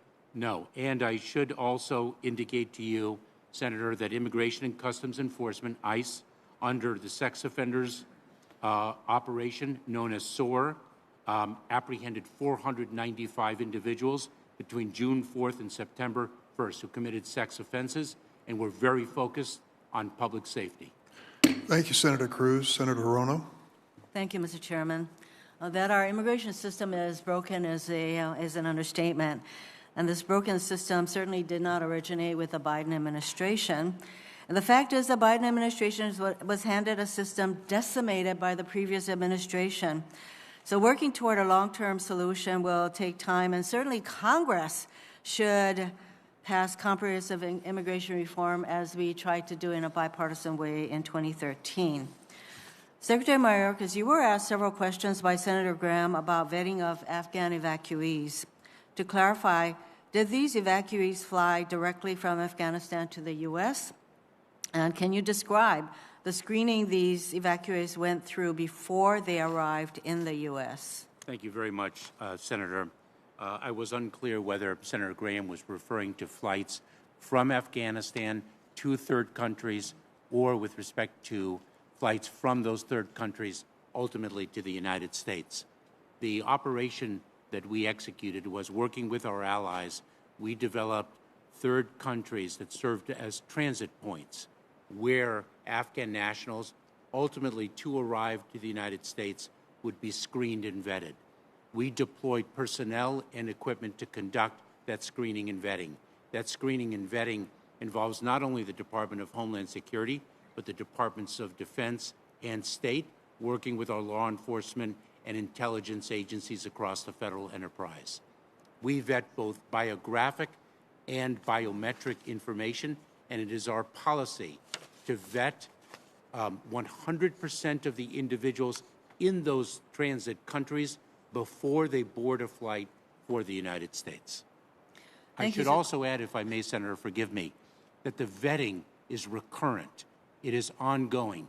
And as we obtain more information, for example, at the military facilities, what we call the safe havens, where the Afghan nationals reside until they are resettled, they fill out paperwork.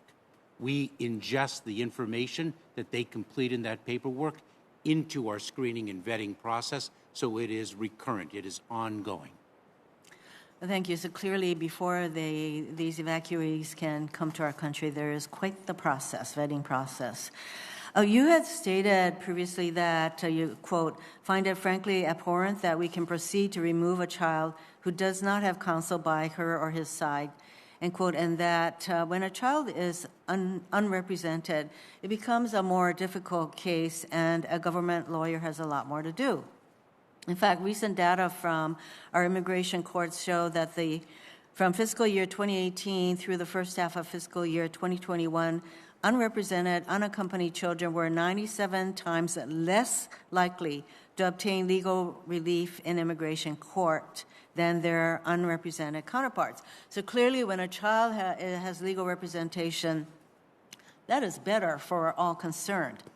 Can you tell us more about why legal representation of children in immigration proceedings is so essential? Senator, thank you so much for your question. Immigration law is extraordinarily complex. The proceedings are very complex, and we cannot expect a young child to understand how to navigate a legal system, to identify the rights that they might actually have under United States law and vindicate those rights. And that is the reason why it is so difficult for a government attorney to make sure in achieving justice that the rights of a child are indeed presented to a court. I'll never forget, Chairman, talking about going to an immigration court, which I have also visited, not the same court, seeing a tiny child being foisted up without any representation and facing the immigration court. It's inhumane. And this is why I have just reintroduced the Fair Day in Court for Kids Act, legislation to help challenges at the border by ensuring counsel for all unaccompanied children in immigration proceedings. And I hope that you can continue to view the importance of these children having legal representation. A lot is being said about the number of encounters at the southern border. And what is not being said is that most single adults continue to be expelled at the southern border using Title 42 authority before they can claim asylum. So these Title 42 expulsions basically encourages migrants to try crossing the border as many times as possible. This recidivism causes migrants to be repeatedly counted and doesn't seem to be a fair or accurate measure of border security.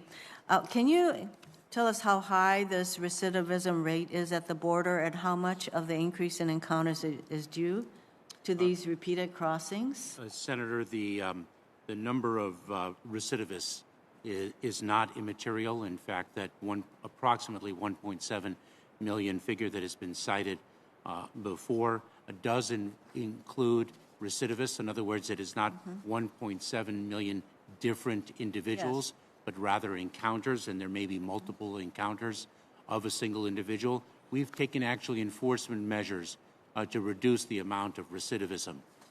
For example, working with our partners in Mexico, we have been taking the removal flights of individuals and bringing them further into the interior of Mexico to make recidivism more difficult. So my question was, do you have any kind of figures on what the percentage of recidivism is? We do track that, Senator, and I will have to provide that to you subsequent to this. Is it relatively high? So that the 1 point whatever figure is very inaccurate? Senator, the 1.7 million figure is inaccurate, but we must recognize that the number of individual different encounters at the border is very high, in fact, this fiscal year 2021. Yes.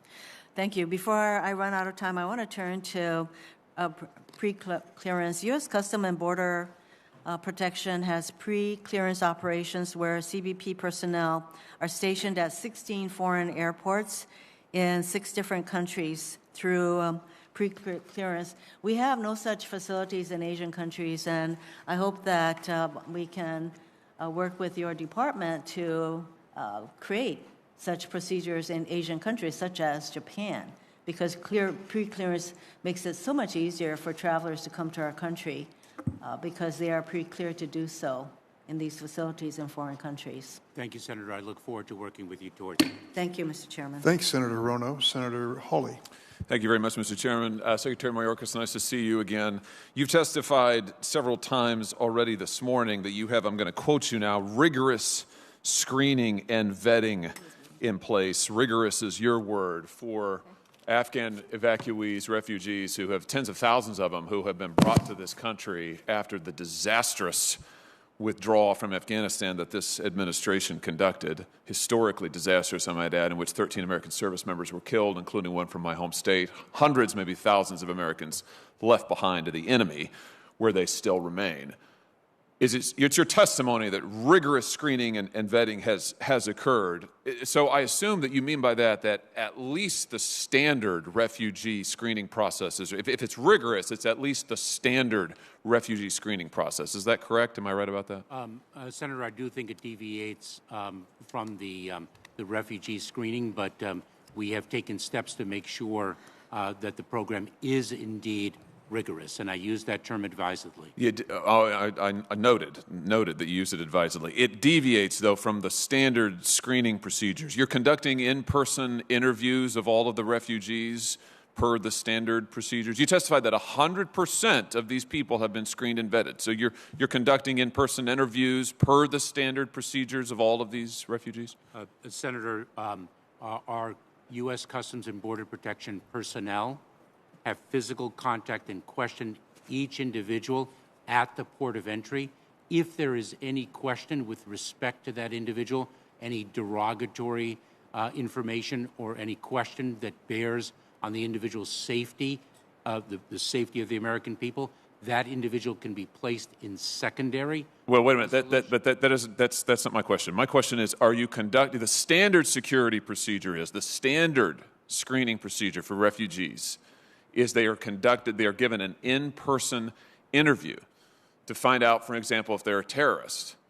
So you said 100% of these evacuees are screened. Have they all been given in-person interviews per the normal process? They have not all been given Why not? interviews because we have to be mindful of the fact that we were in an emergency situation to evacuate U.S. citizens, lawful permanent residents, special immigrant visa holders, and others who. And what percentage do those, the special immigrant visa holders and American citizens, what percentage of the total tens of thousands did those constitute?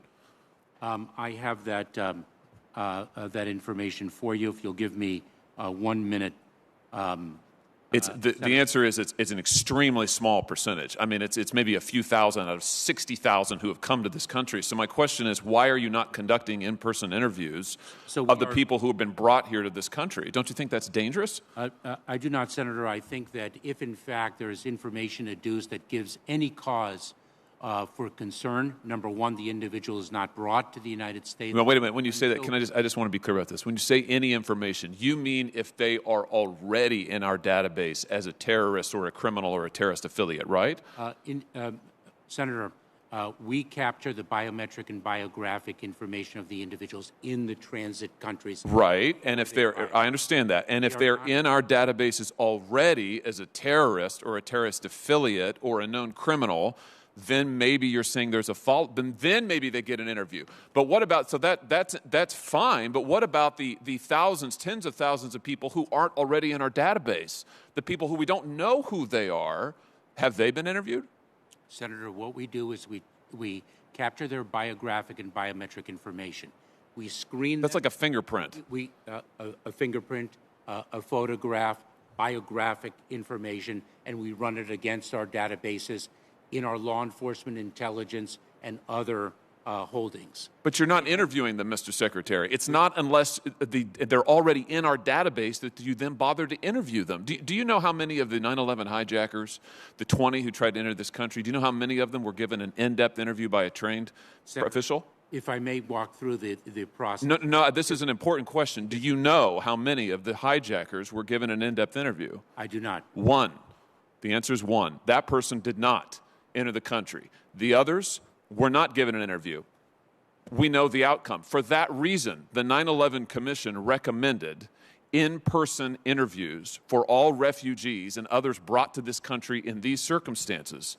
That was 20 years ago. That's why the standard procedure is an in-person interview for refugees or visa applicants. Now, you've testified that you're not doing those interviews. Not at all. That they're not happening. No, if I may. You have just testified. You just said that they are not being interviewed unless they're already in our system as a known terrorist. No. That would have captured none of the 9/11 hijackers.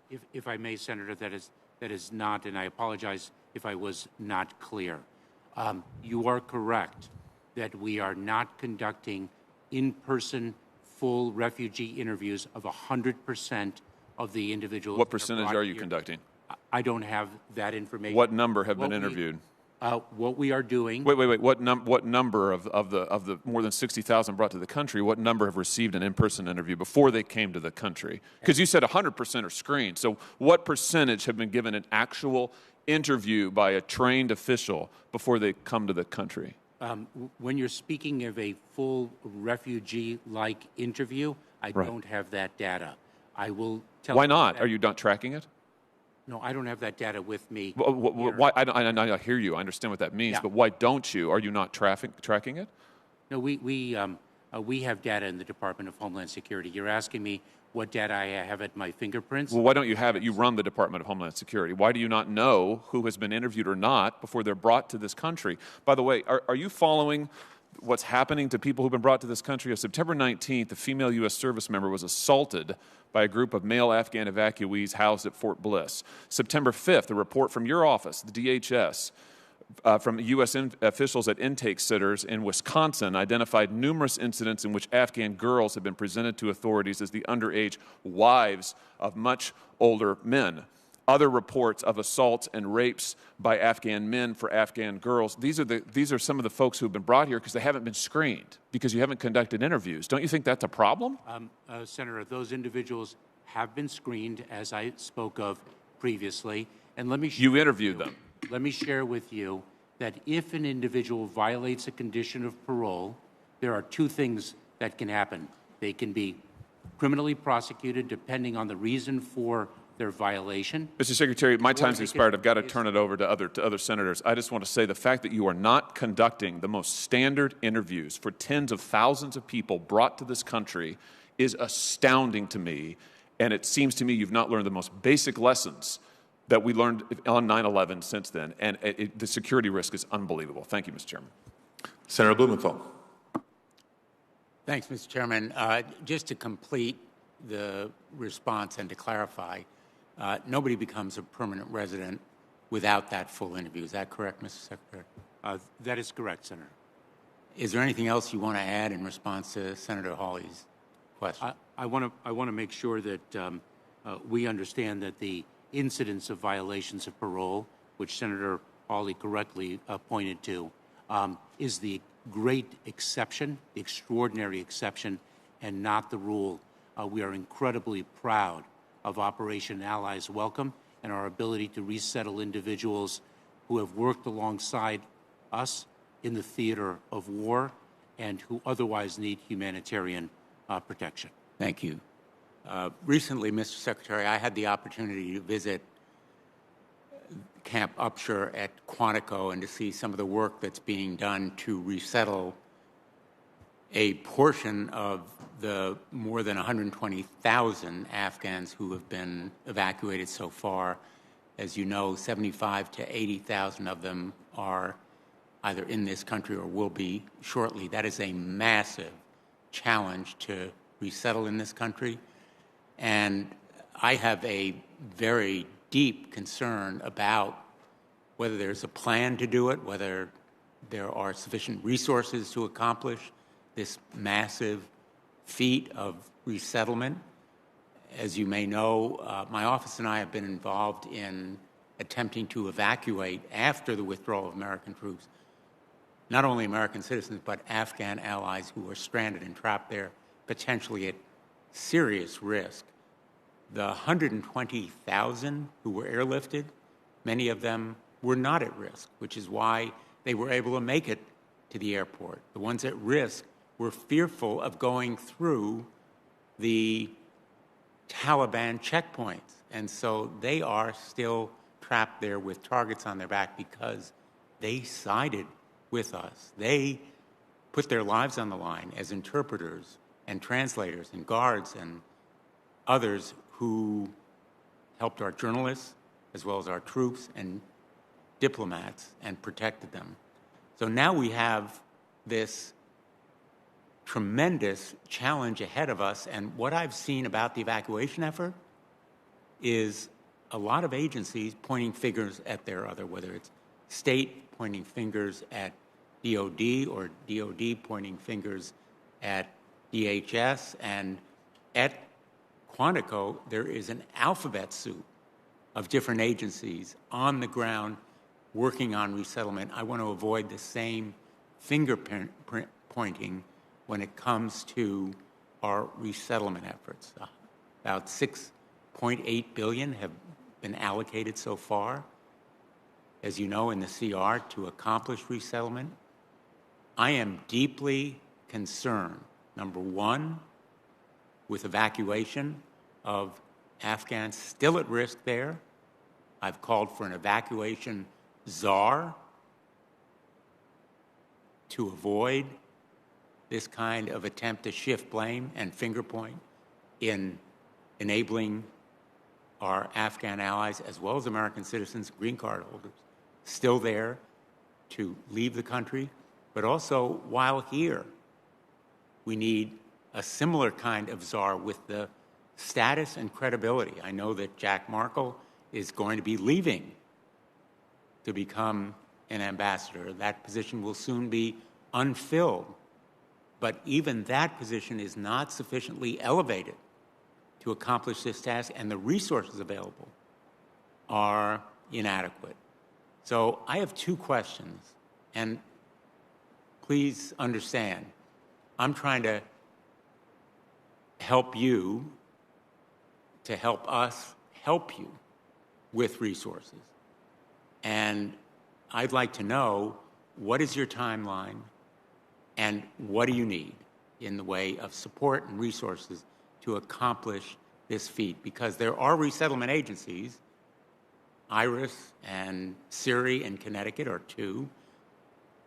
They are all around the country trying to help, but they need support from your agency and others in this alphabet soup out at Quantico and similar bases around the country. And I want you to help me to help you with this task because very shortly, as you know, whether it's at Quantico or any of the other bases, the weather's going to turn bad. The tent cities are going to become mud cities, and the residents of those cities, the guests as they're called, are going to rightly be pretty unhappy, particularly children, and about half of them are children. And I just want to finish by saying how impressed I was by the Marines I saw at Quantico, by the personnel out there. They are all in. They are working with the guests.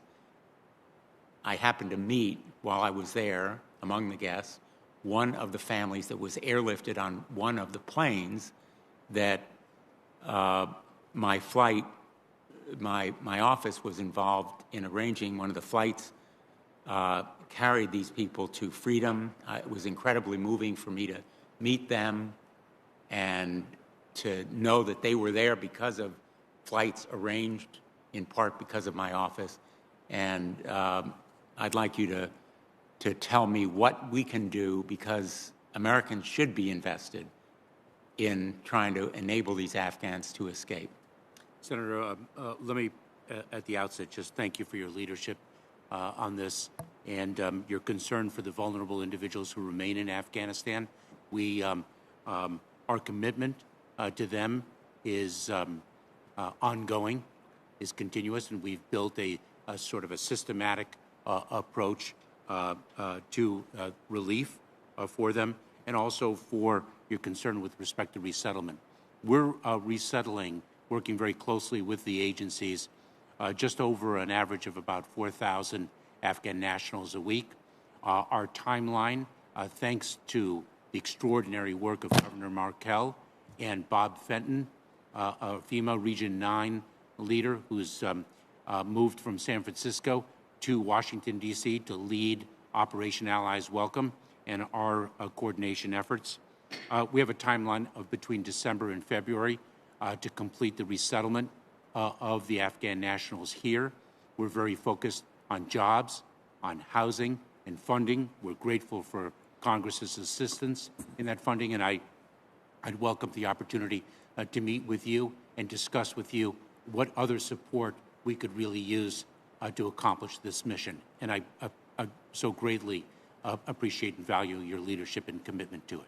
Well, I appreciate your answer. I would like to follow up if I don't have a chance in the second round to be more specific, or if you don't feel you have the response now. But I think it is absolutely critical that we have a firm timeline and that we, in effect, strengthen or harden or weatherize and winterize the facilities on these bases before December and February, even if we're able to accomplish that timeline, and to know from you very specifically what additional resources, what dollar amounts you need. Thank you. Thanks, Senator Blumenthal. Senator Kennedy.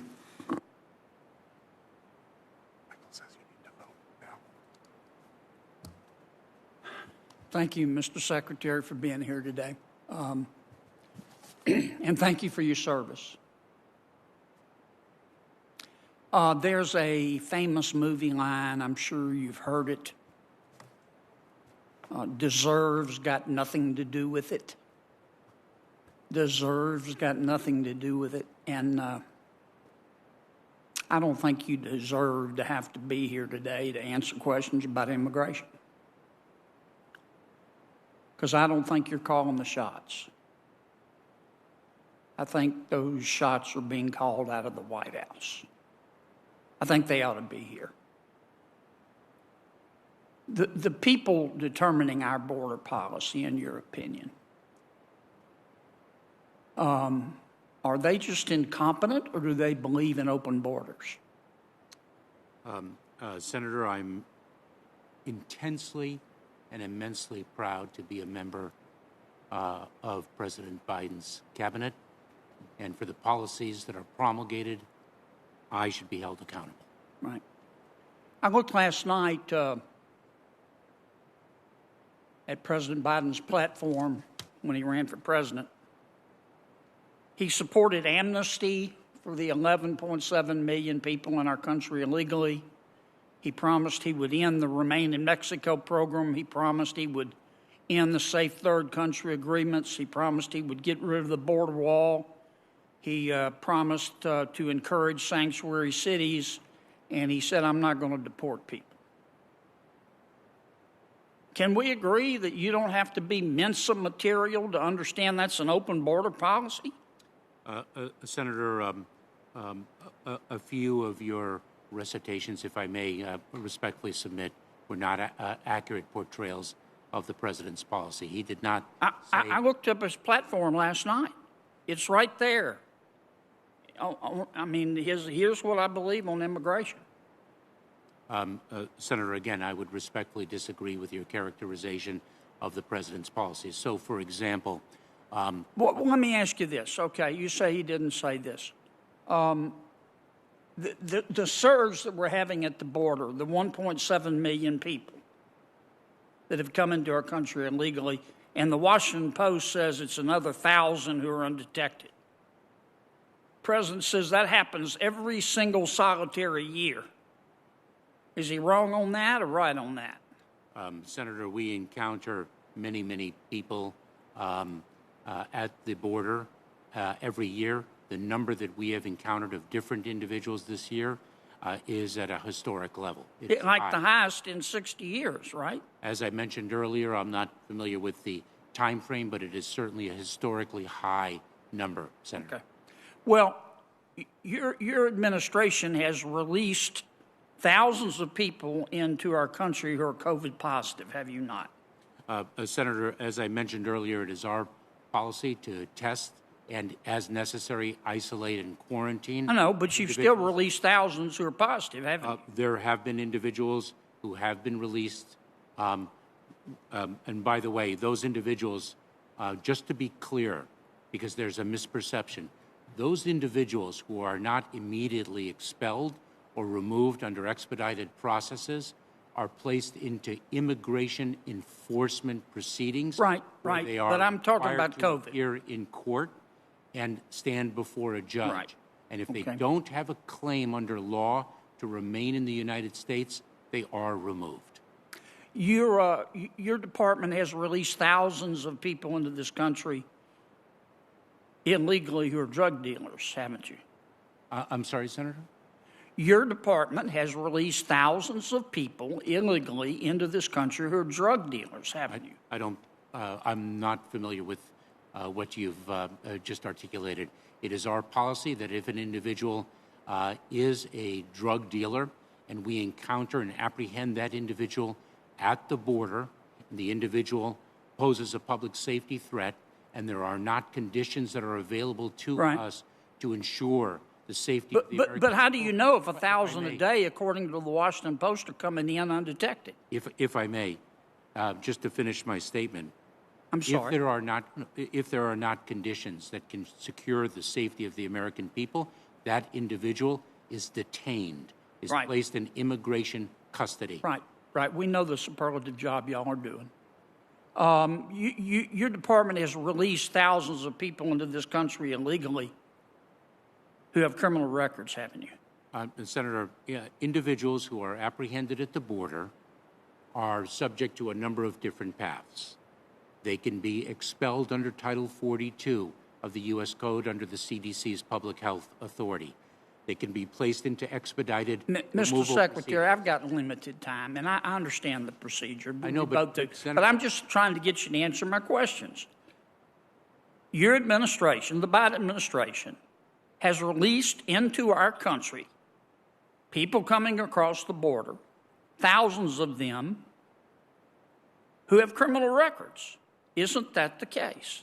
Senator, I'm not aware of thousands of individuals with criminal records who are released into the interior of the United States. All right, let me try another one. Who are not Your department has released into our country thousands of people who have promptly gone on welfare. Isn't that the case? I don't believe that individuals who are unlawfully present in the United States qualify for welfare, but that is something that I'm happy to follow. You ever been to California? I grew up for most of my life in California. Okay, check their rolls. I wasn't born in this country. Yes, sir, I know. And I think we ought to tell the Cuban-American success story every chance we get. Thank you. I'm about to run out of time.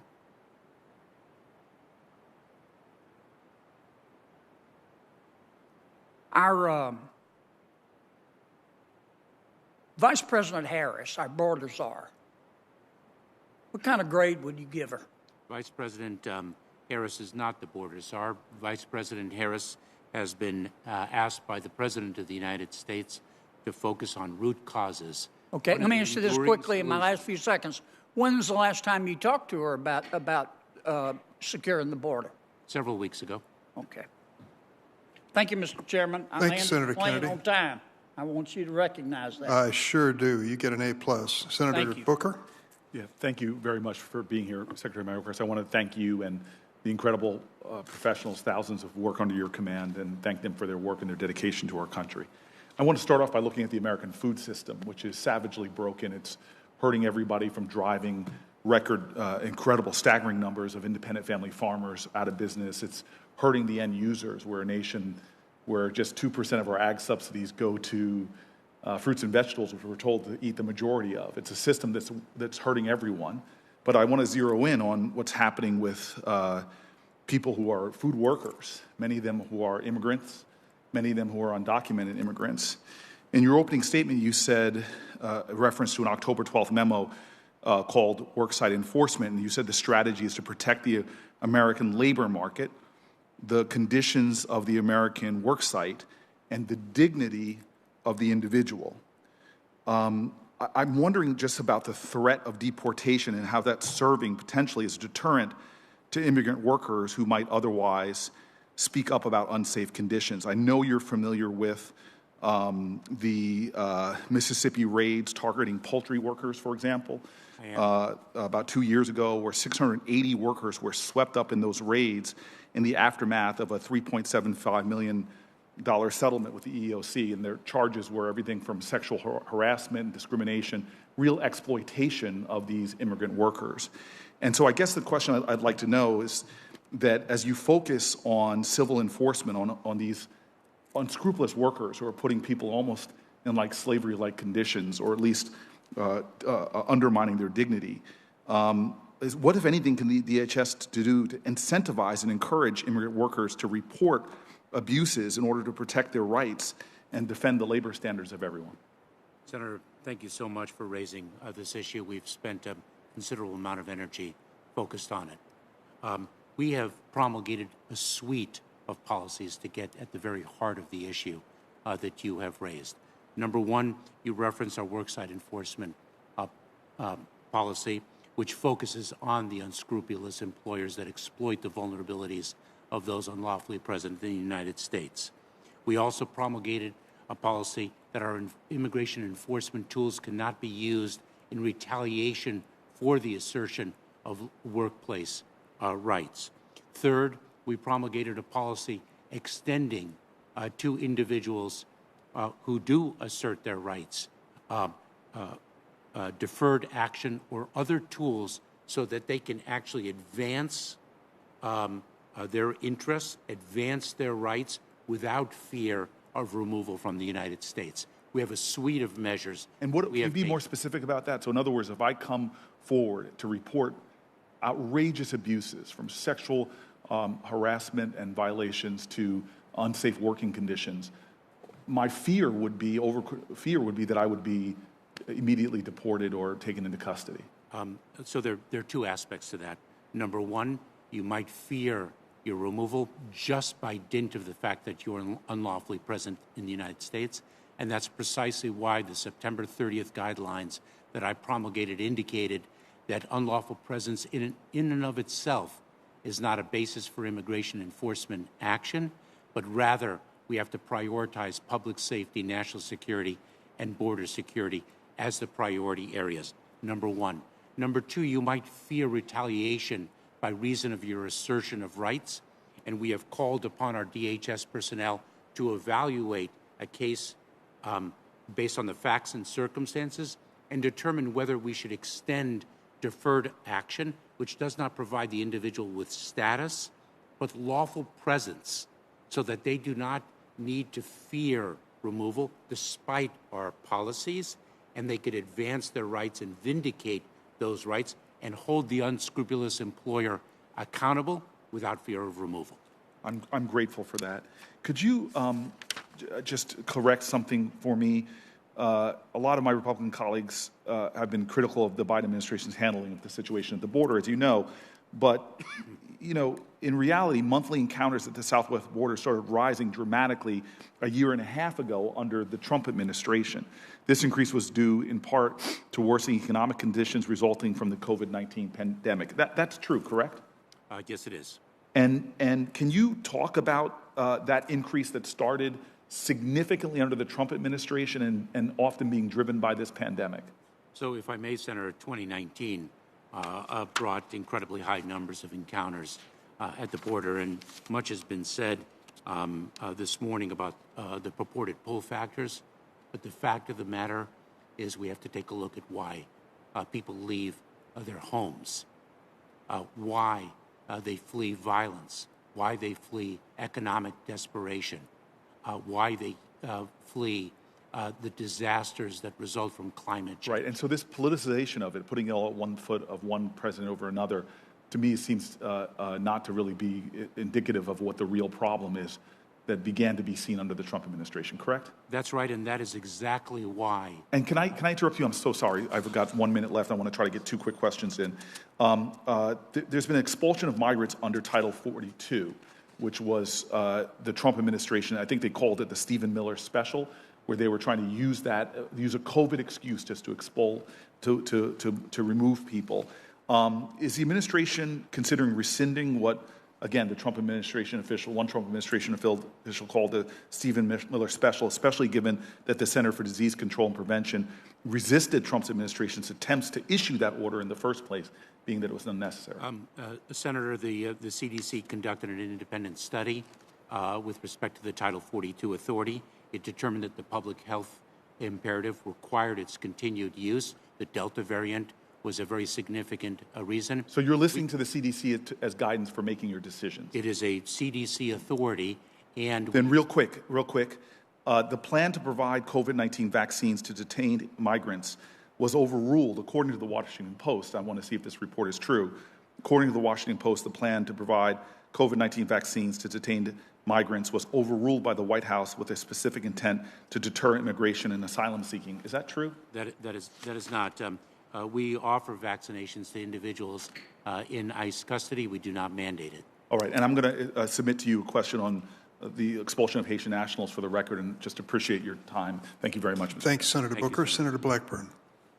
Thank you, Mr. Chairman, and Mr. Secretary, thank you for being here with us. I have to tell you, and I know you've heard it from others, so many Tennesseans that I talk to are absolutely outraged with the benefits and the handouts that are given to illegal immigrants, especially at a time when so many people are really suffering due to this oppressive inflation that we are seeing take hold of our economy. And we are finding ourselves in the midst of the worst border crisis ever. Now, my colleague talked about 2019, but also the number dropped in 2020 after the implementation of Remain in Mexico and the Title 42 positions. That dropped, and now, under this administration, we are at an all-time high. You are setting records. And now you're talking about giving immigrants, these illegal immigrants, $1 billion in settlement money. $1 billion is a lot of money. That's a lot of taxpayer money.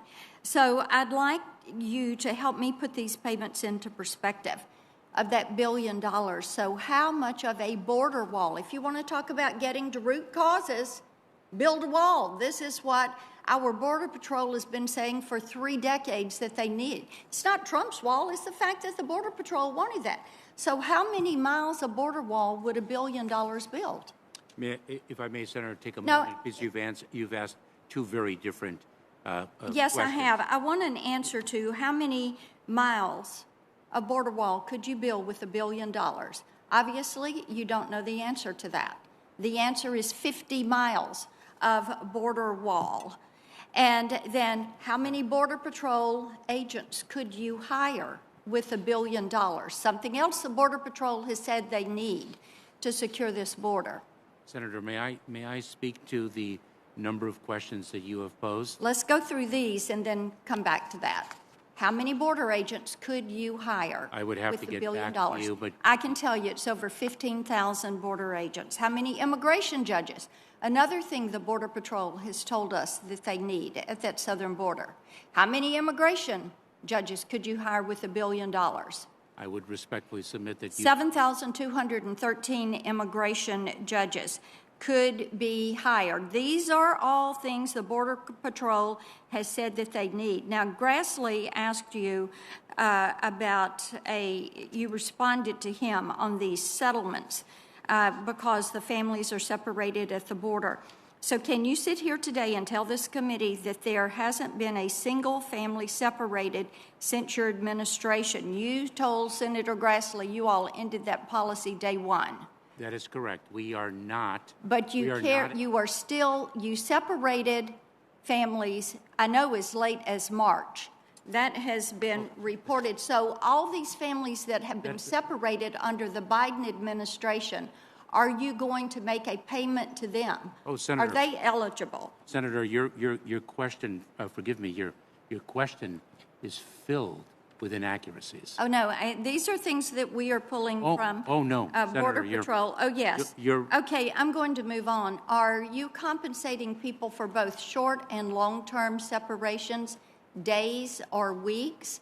Are you making any difference in that, or is it just a blanket payment? Senator, the Department of Justice is representing the United States of America in federal tort Under claims. what legal authority do you all have to make these payments? Senator, if you were privy to my prior testimony, and please allow me to answer at least one of the multiple questions that you have posed. Okay, I want to move on in the time I have left to a couple of other things. Are you familiar with the name Robin Pachero? I am not. Okay, Pascal Gaspar Andres. I am not. Or Gaspar Andres. Or Juan Carlos Morales Pedraza. These are just a few of the criminal illegal immigrants who have been charged with a convicted crime against American citizens since Joe Biden took office. This has happened on your watch. Pachero was charged with a hit and run. It left a father of two dead. The Andres were charged with stabbing a man to death. Juan Carlos Morales Pedraza he pled guilty to coercing a minor to engage in sex. So this administration's radical immigration policies are endangering Americans and costing some of them their lives.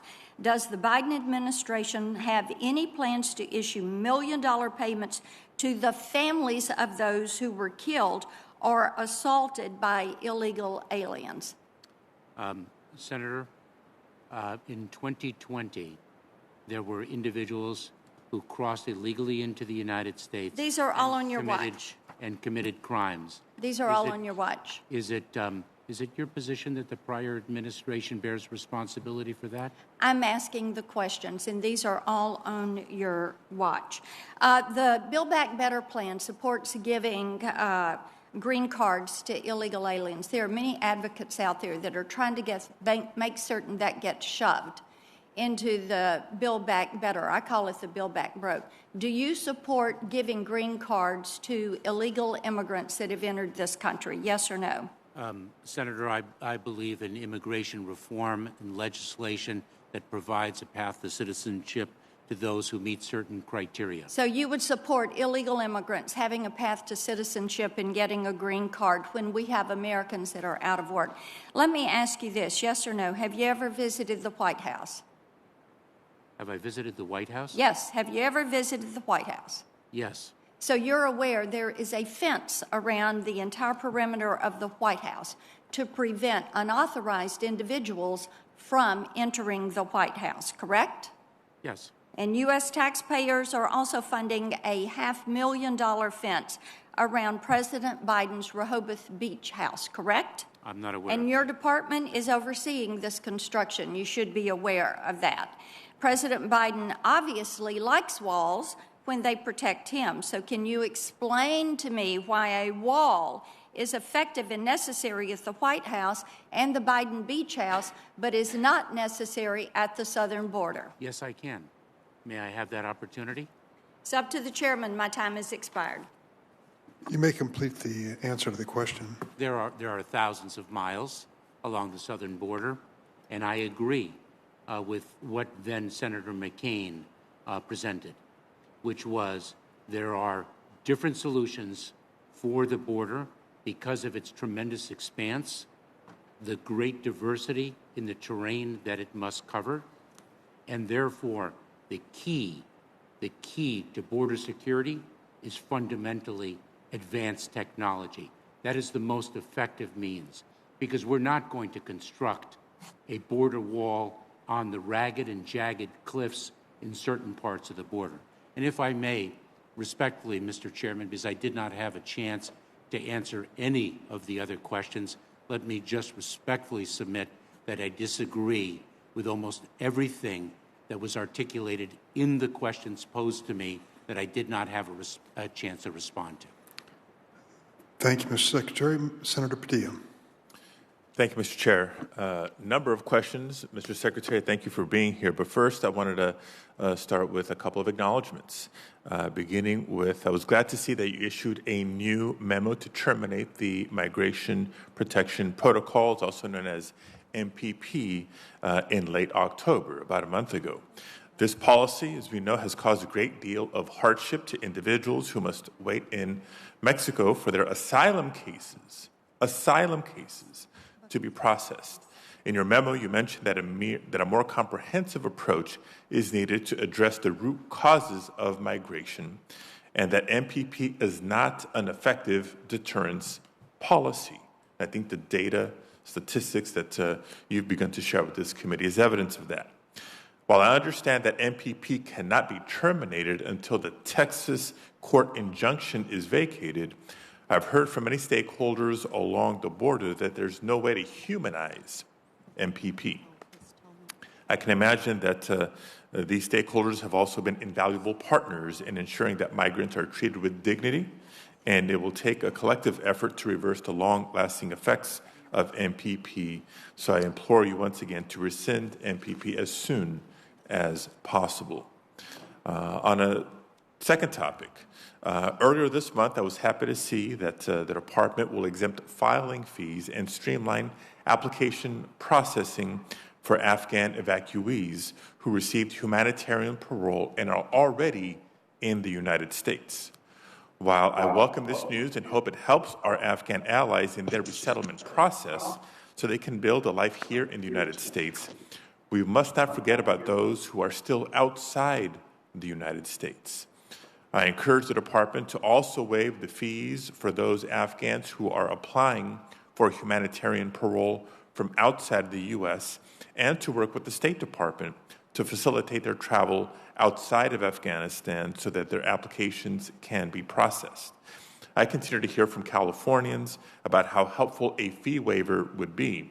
I also sent a letter along with 26 of my colleagues, including many on this committee, making this exact request, which I would like to enter into the record. I urge the department to continue offering support to our Afghan allies inside and outside the U.S. Now to my questions. The first, which is a follow-up to something we've heard a lot from my Republican colleagues today, and that's about the increasing number of migrant encounters.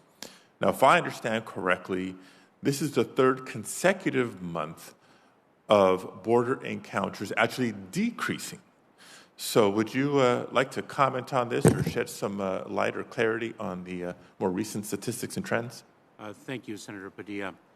We have indeed instituted certain practices, not just along the border, but also with our partners south of the border that have, in fact, borne fruit in terms of a reduced number of encounters of migrants along the southern border, whether it is enforcement measures, whether it is safe and orderly alternative pathways where people would not need to take the perilous journey and it can apply for relief from where they are.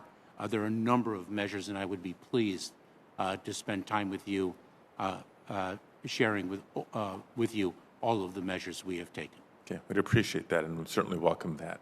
Now, as this is an oversight hearing, I want to ask about some disturbing reports around the conduct and actions of Custom and Border Protection agents.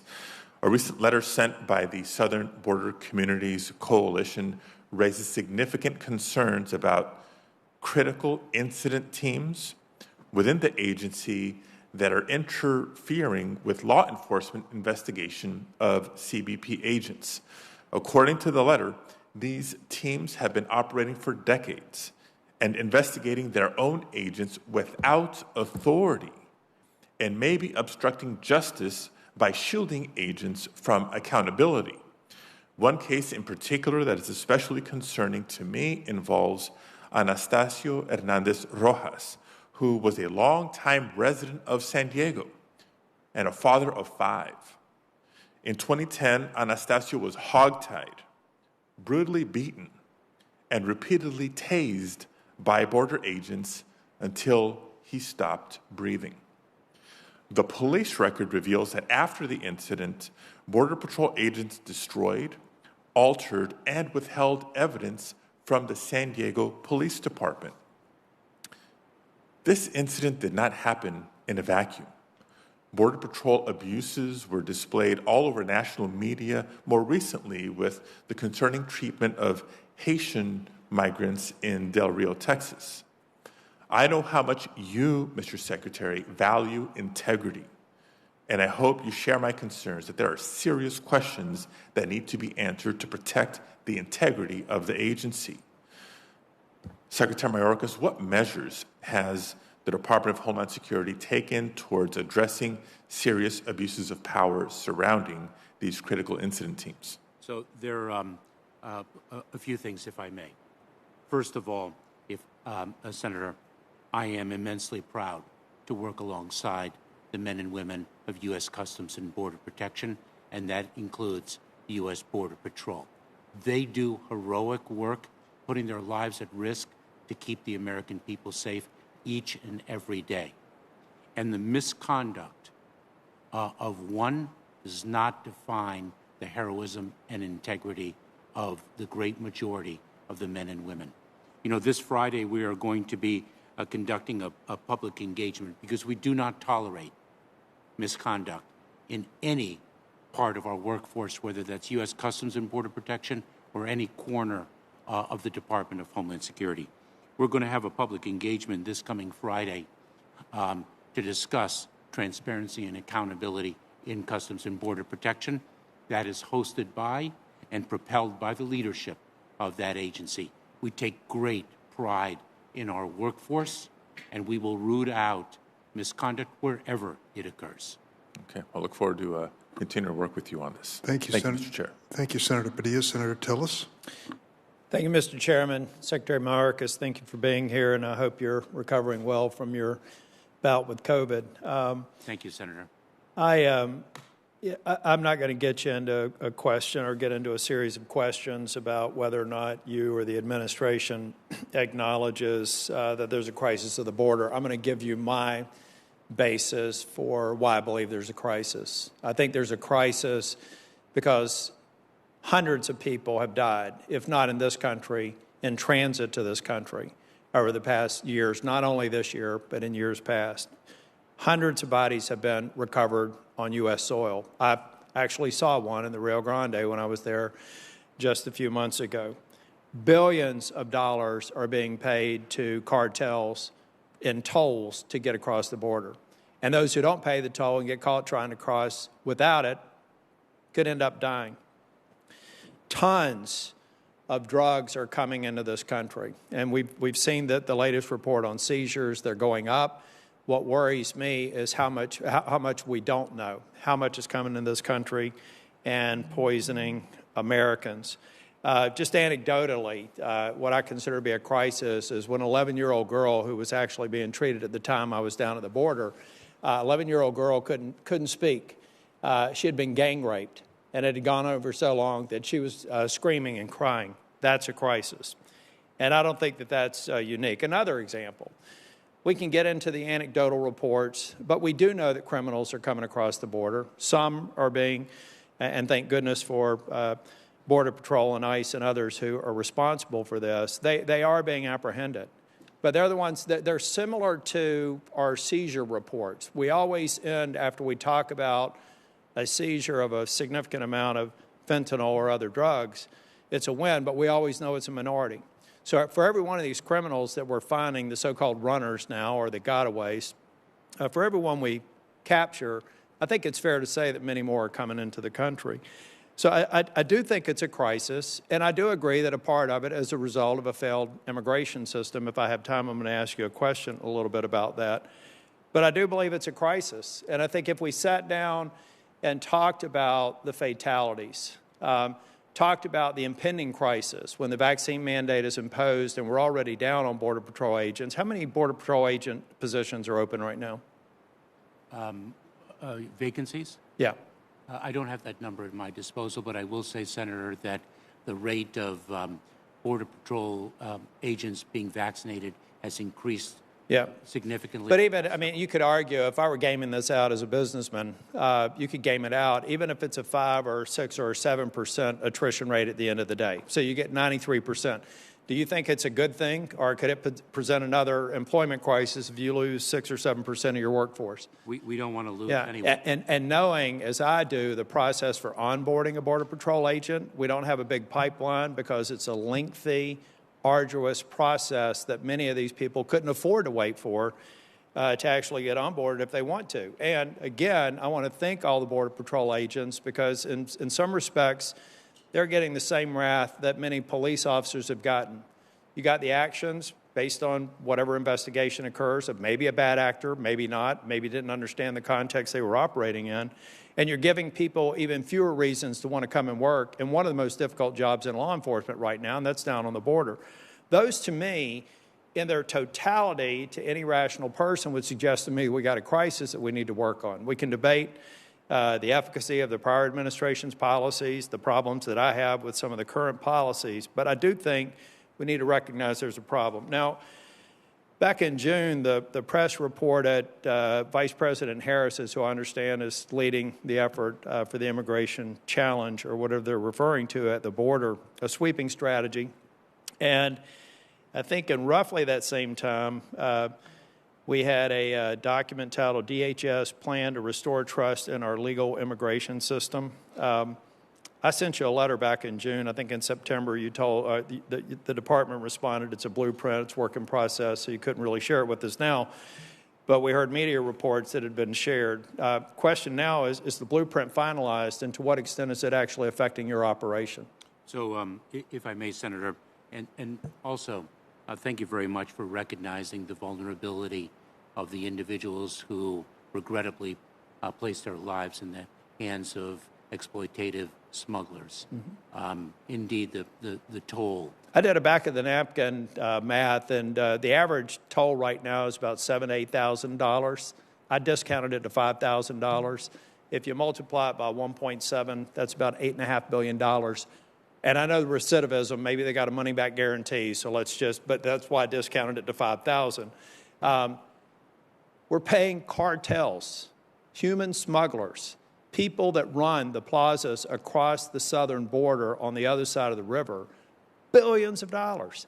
That alone would seem like a crisis to me. If we discounted everything else, I've got to get to one question, though. It has to do with vaccinations. I've read several reports about a relatively low receptivity rate for the vaccine. Now, we've got a president who's implementing a national mandate for vaccines for any employers over 100 employees and all federal employees.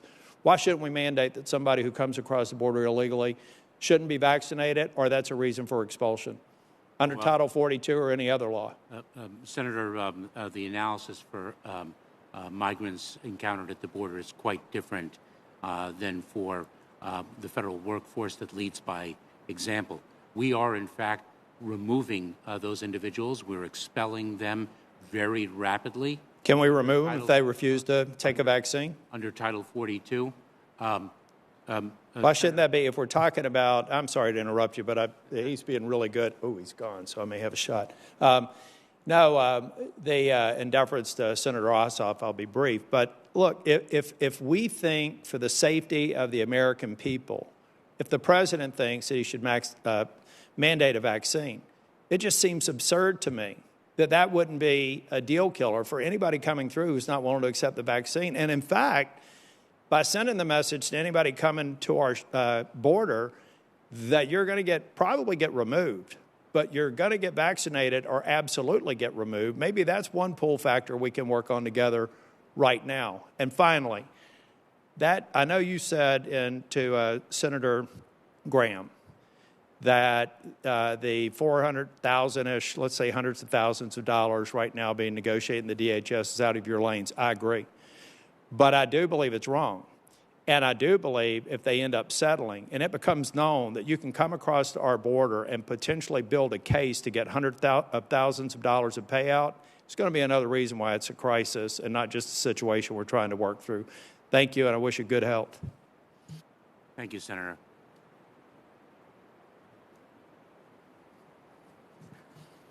Mr. Secretary, I'm recognized and appreciate your testimony. Glad to see that you've recovered fully from COVID-19. Thank you, Senator. I want to thank you for the recent responsiveness to requests for information from the Permanent Subcommittee on Investigations. We face some challenges, and you and I have had some candid conversations about that. We've seen a marked improvement in the Department's responses to the Permanent Subcommittee. Grateful for that, and want to ask you for your commitment that will continue, and that as the Permanent Subcommittee for Investigations continues its work, that we'll continue to see that kind of robust and timely response to our requests. You most certainly will, Senator. Thank you, Mr. Secretary. I'd like to discuss with you the supply chain bottlenecks, constraints we're facing at major shipping container ports across the country. As you know, state of Georgia hosts the Port of Savannah, which is, depending upon how you count, the third or fourth largest port of its kind of the United States. It hosts the largest single container terminal in the United States, and like ports across the country and indeed around the world, we're seeing significant delays in the processing of inbound shipments and challenges. Want to ask you what steps the Department is taking as part of a broader federal response to ease these bottlenecks at shipping ports. Senator, I'm very well aware of the challenge there. One measure that we have taken operationally is to increase the hours of operation, sometimes at a 24/7 clip, to facilitate easing the adverse consequences of the supply chain challenge. Thank you, Mr. Secretary, and I was glad that the White House and the administration accepted my request that approximately $8 million be allocated to allow the Port of Savannah to rapidly scale up its operations, establish some auxiliary shipping container areas, make greater use of inland ports. I'm glad those resources are on the way, and I'd like to ask you for your commitment that the Department of Homeland Security, to the extent it's involved in those efforts, will move as rapidly as possible to support our efforts to expand capacity at the Port of Savannah. We most certainly will, Senator. Thank you, Mr. Secretary. On a related note, in addition to hosting the fourth largest container port in the country, Georgia hosts the busiest airport in the world, as you know well, Hartsfield-Jackson International Airport. And given the changes to COVID-19 related restrictions on entry to the United States, for example, from European countries, and the significant increase in domestic travel, there are real concerns about CBP capacity and TSA capacity at Hartsfield-Jackson International Airport, airports across the country. And I've heard from Delta Airlines, heard from the City of Atlanta, concerns about the ability to process entrants, for example, from European countries, tourists and business people who we want to be here and doing commerce in the United States, but we need smooth operations at our airports. And so my question for you, Mr. Secretary, will you please designate someone in the department who can speak with major stakeholders like Delta Airlines, like the airport leadership, the City of Atlanta, just to make sure we're all on the same page about the airport's needs, the operators' needs, the carriers' needs, and to have an open line of communication about what else the department might be able to do to smooth operations and reduce traveler wait times, both domestic travel, encountering TSA lines, and international travelers at the airport. Senator, most certainly, and I can identify those individuals right now. Please. Troy Miller is the acting commissioner of CBP, very experienced. He grew up in the organization in the Office of Field Operations, and William Ferrara, who now leads the Office of Field Operations for CBP. On the TSA side, I would recommend Administrator David Pekoski and Darby LaJoy. These are individuals who are expert and have been very focused on staffing of the airport in Atlanta, of course, and all airports, big and small, across the country. Great. Well, look forward to convening those two public servants with airport leadership, city leadership, Delta and other carriers, and making sure that we're all communicating well about not just meeting but anticipating the airport's needs as travel continues to increase nationwide. Senator, I would be pleased to engage as well. This is something that we're very focused on. This goes to the prosperity of our country in receiving people for tourism and business purposes and other reasons. Thank you, Mr. Secretary. I look forward to working with you on that. My final question for you about U.S. Coast Guard had the pleasure of meeting with the 7th District Command as well as meeting with enlisted personnel, enlisted U.S. Coast Guard personnel, and hearing from them their needs, their concerns. I have such immense respect for the extraordinary men and women of the United States Coast Guard, as I know you do, for the work they do every day to protect the country, to prevent illegal fishing, to enforce our immigration laws, to respond to natural disasters, provide search and rescue services to Americans who need help. They are amazing people, and I commend the U.S. Coast Guard for the extraordinary work they do. I have heard from, especially enlisted Coast Guard personnel, about the difficulties that they're having with affordable housing and child care.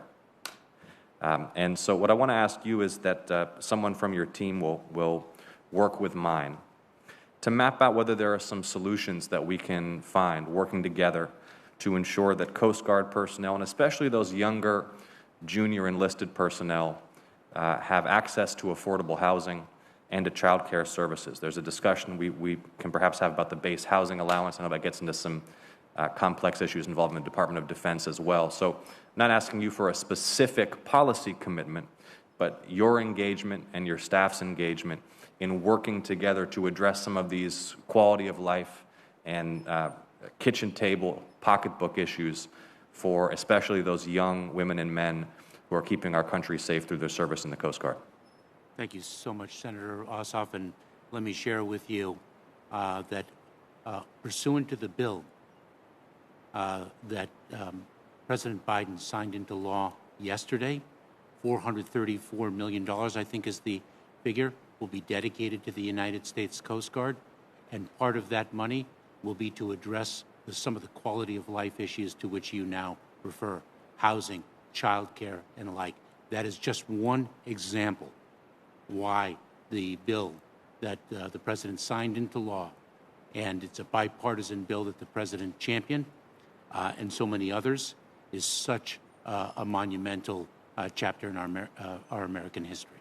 Thank you, Mr. Secretary. I agree with you completely. And, you know, despite the partisanship of many of these hearings, I want to again point out that that infrastructure bill, which will support airports and ports and our Coast Guard, was bipartisan, showing that the political parties can rise above partisanship and put the national interest first. Thank you, and thank you for your service. Thank you, Senator.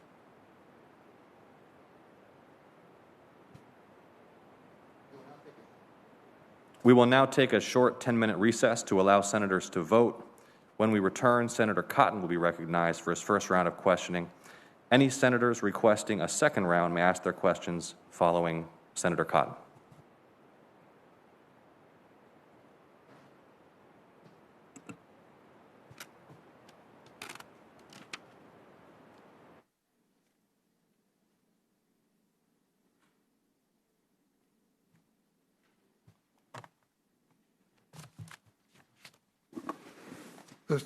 Mr. Secretary, I understand we're in recess now for a few minutes, so stay. stand at ease. Thank you. Thank you, Mr. Chairman.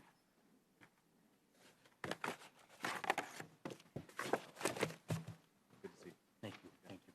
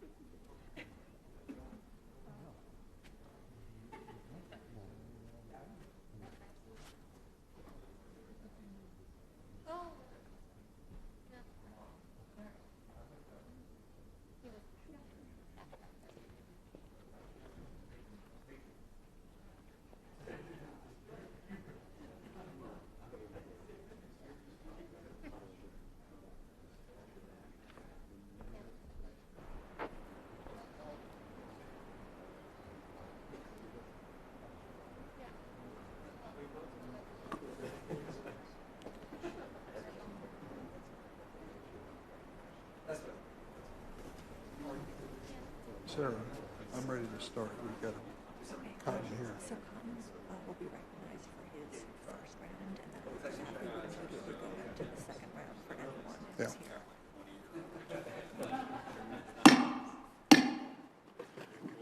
Senator Cotton is going to be recognized for his first round. And I might say that any senator seeking a second round needs to be physically present, as Senator Lee is, to make that request.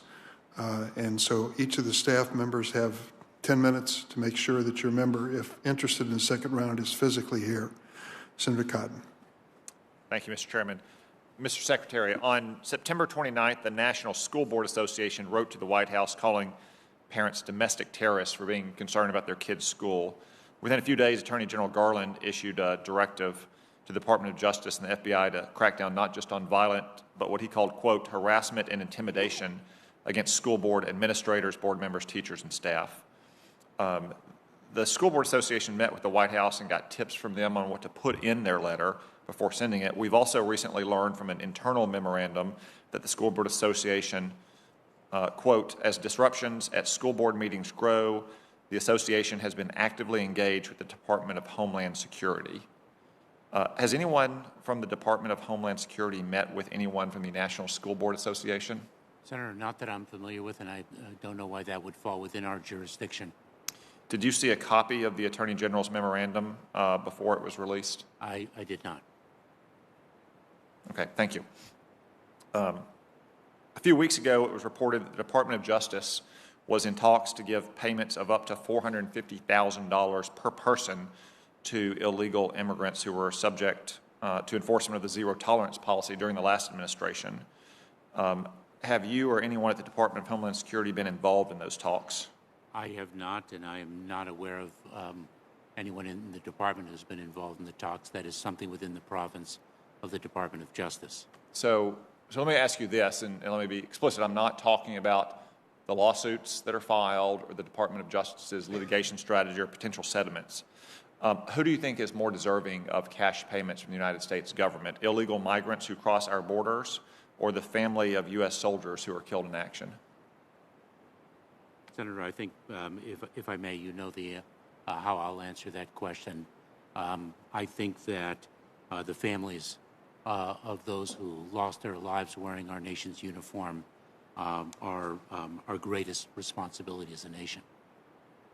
So I can't. Do you think it's Senator, shocking that illegal migrants could get up to 4.5 times what the family Senator of a service member killed in action? Senator, if I may, I'm a lawyer by profession, so I don't think it advisable to render opinions on facts, on cases, the facts and circumstances of which I am not familiar, because I know that the cases that are before the Department of Justice, to which you are referring, are Federal Tort Claims Act, where not all of those unlawfully present are filing suit against the government, but those parents whose children were taken from them as a means of deterring irregular migration, part of the zero tolerance policy of the prior administration, the family separation policy that received bipartisan condemnation and, quite frankly, the condemnation of the American public. What is an appropriate outcome of that litigation in response to the family separation policy, the cruel policy, is something I cannot opine on. Well, since you called the policy cruel, let me ask you this. During the Biden administration, has the Department of Homeland Security ever separated a single illegal alien from someone they claim as their child? Yes, but not as part of the zero tolerance policy, not as part of the family separation policy that was so cruel. Let me explain. So, I understand that you're saying it's not part of the policy. I'm sorry. No. If I may, Senator, no, I must actually, clarify. no, you may not. It's my time. I'm sorry, my time is limited. So you've said that the Department of Homeland Security has done this during the Biden administration. You were the Deputy Secretary during the Obama administration. Did the Department of Homeland Security ever separate a single illegal alien from someone they claimed that was their child in the Obama administration? Neither in the Biden administration nor in the Obama administration did we execute the zero tolerance policy that the Trump administration promulgated and cruelly enforced. I'd say the policies you've been implementing are complete tolerance for illegal migrants crossing our border. Let's turn our attention there. How many illegal aliens crossing the country into the United States in 2020? I don't have the, I have the numbers from CBP in front of me. It's 458,000. How many illegal aliens have crossed into the United States in 2021, which I would note still has 6 weeks to go? I believe the number taking out of that approximately 1.7 million, the number of recidivists, so in other words, unique individuals, approximately 1.3, 1.4 million. Okay. That would be my estimate. So I have 1.7, but that's fine. So it's somewhere between 2.5 to 4 times as much. No, because the 1.7 million figure to which you refer, Senator, includes recidivists. Okay, so let's say it's 1.3. It's still 2.5 times. Are you satisfied that 2.5 times as many illegal migrants have crossed in this country this year as compared to last year? No, I'm not. But worse is to promulgate and operationalize a policy that defies our values as a nation. How about that defies our sovereignty as a nation? Oh, our sovereignty is unflinching. Oh, really? Because as it stands now at the border, anyone from anywhere in the world can simply show up and cross into this country.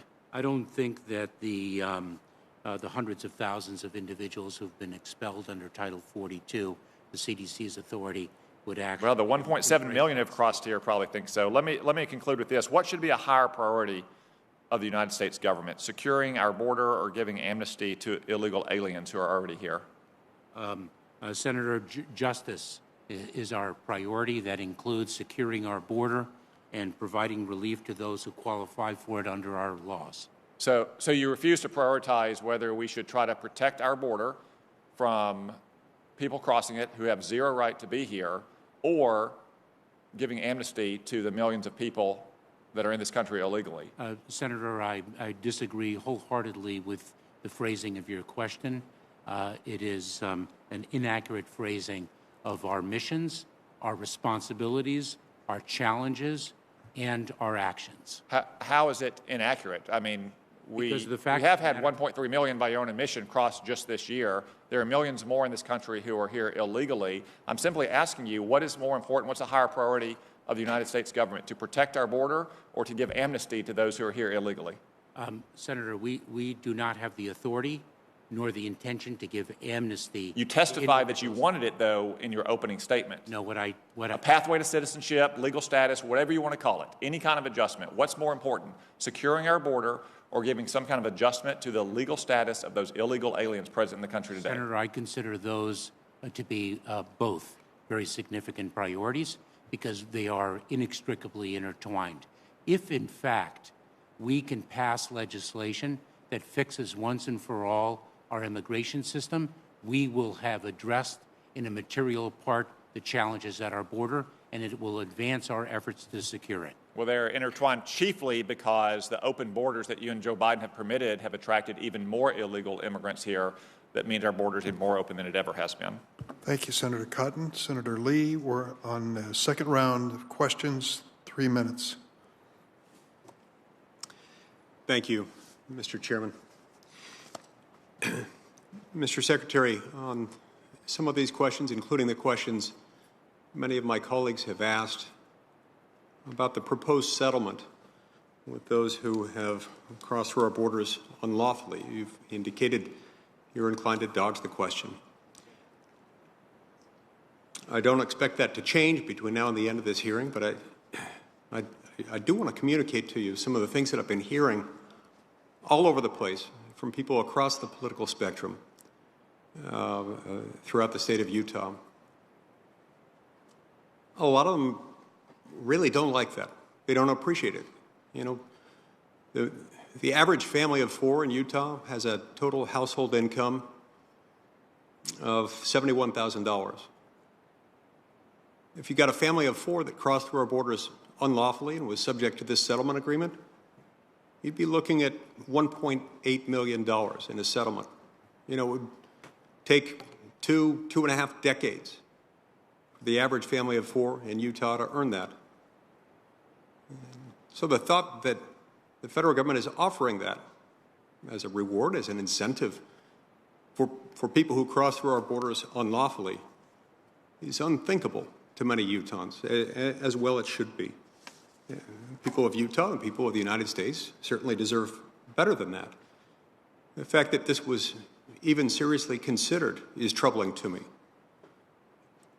I don't know why we want to do that, and I certainly don't believe that one can deny the impact that this would have as a magnet for future illegal immigration.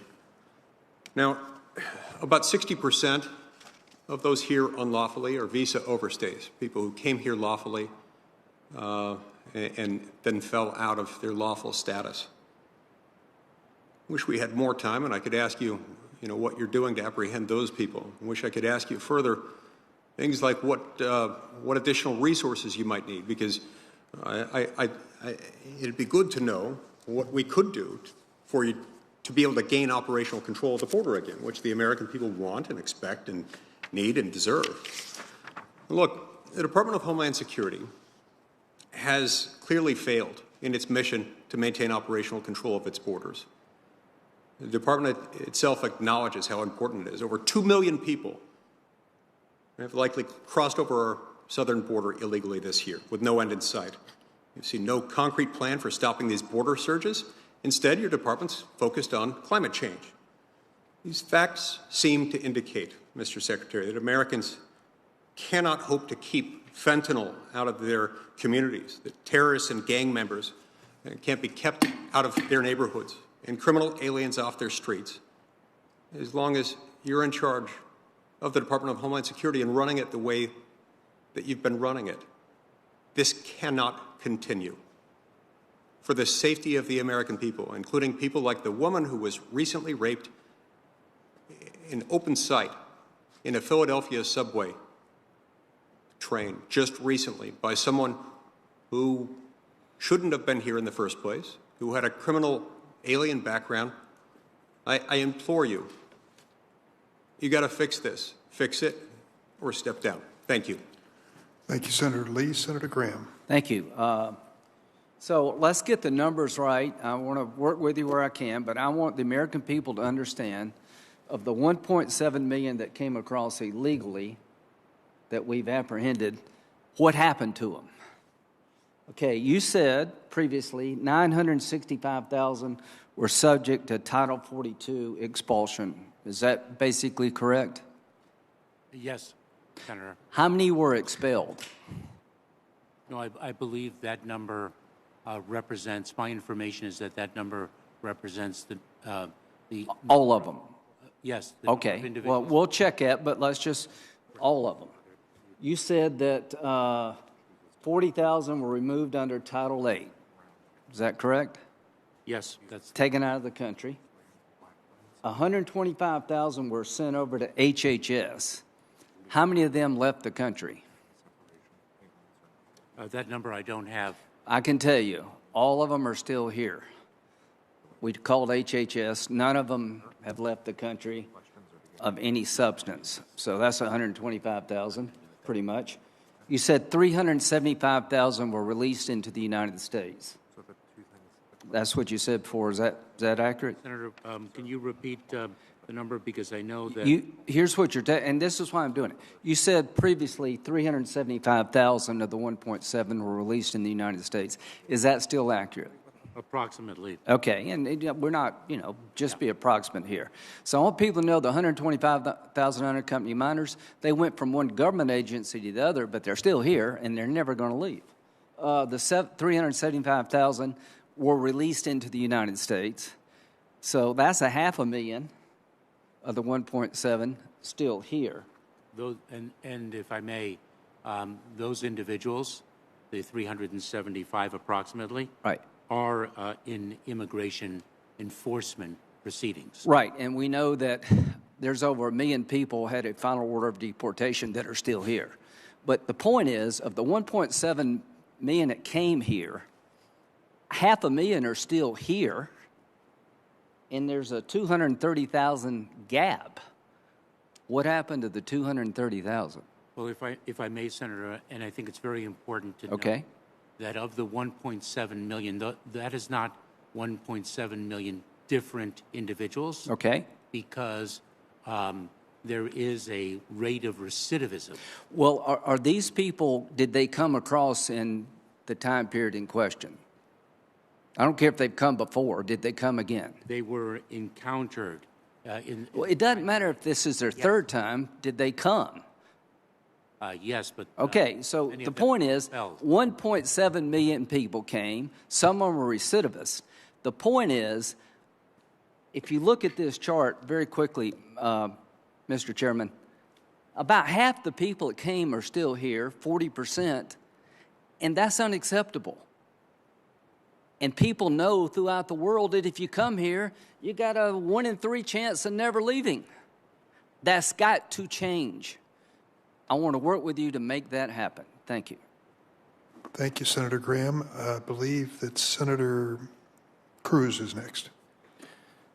Oh, thank you, Mr. I forgot to look to my left, which is rare.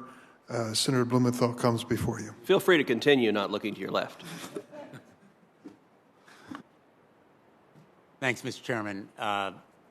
Secretary, I was asking you a little while ago about the precise numbers of resources and the timeline, and the reason that I'm very intent on resettling and the numbers and the timeline is I don't want to be back here in 6 months from now and for you to say, if only we had the resources.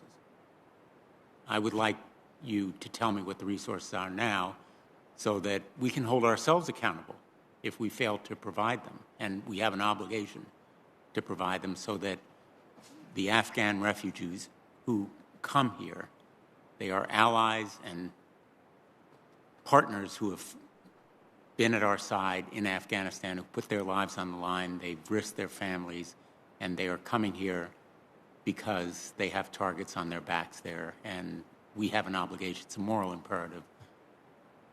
I want to salute all the veterans groups and everyone involved in the effort. My office has been a part of a coalition that has enabled flights to leave, but as to everyone who's coming to this country, we have an obligation to make sure they have jobs and housing and health care.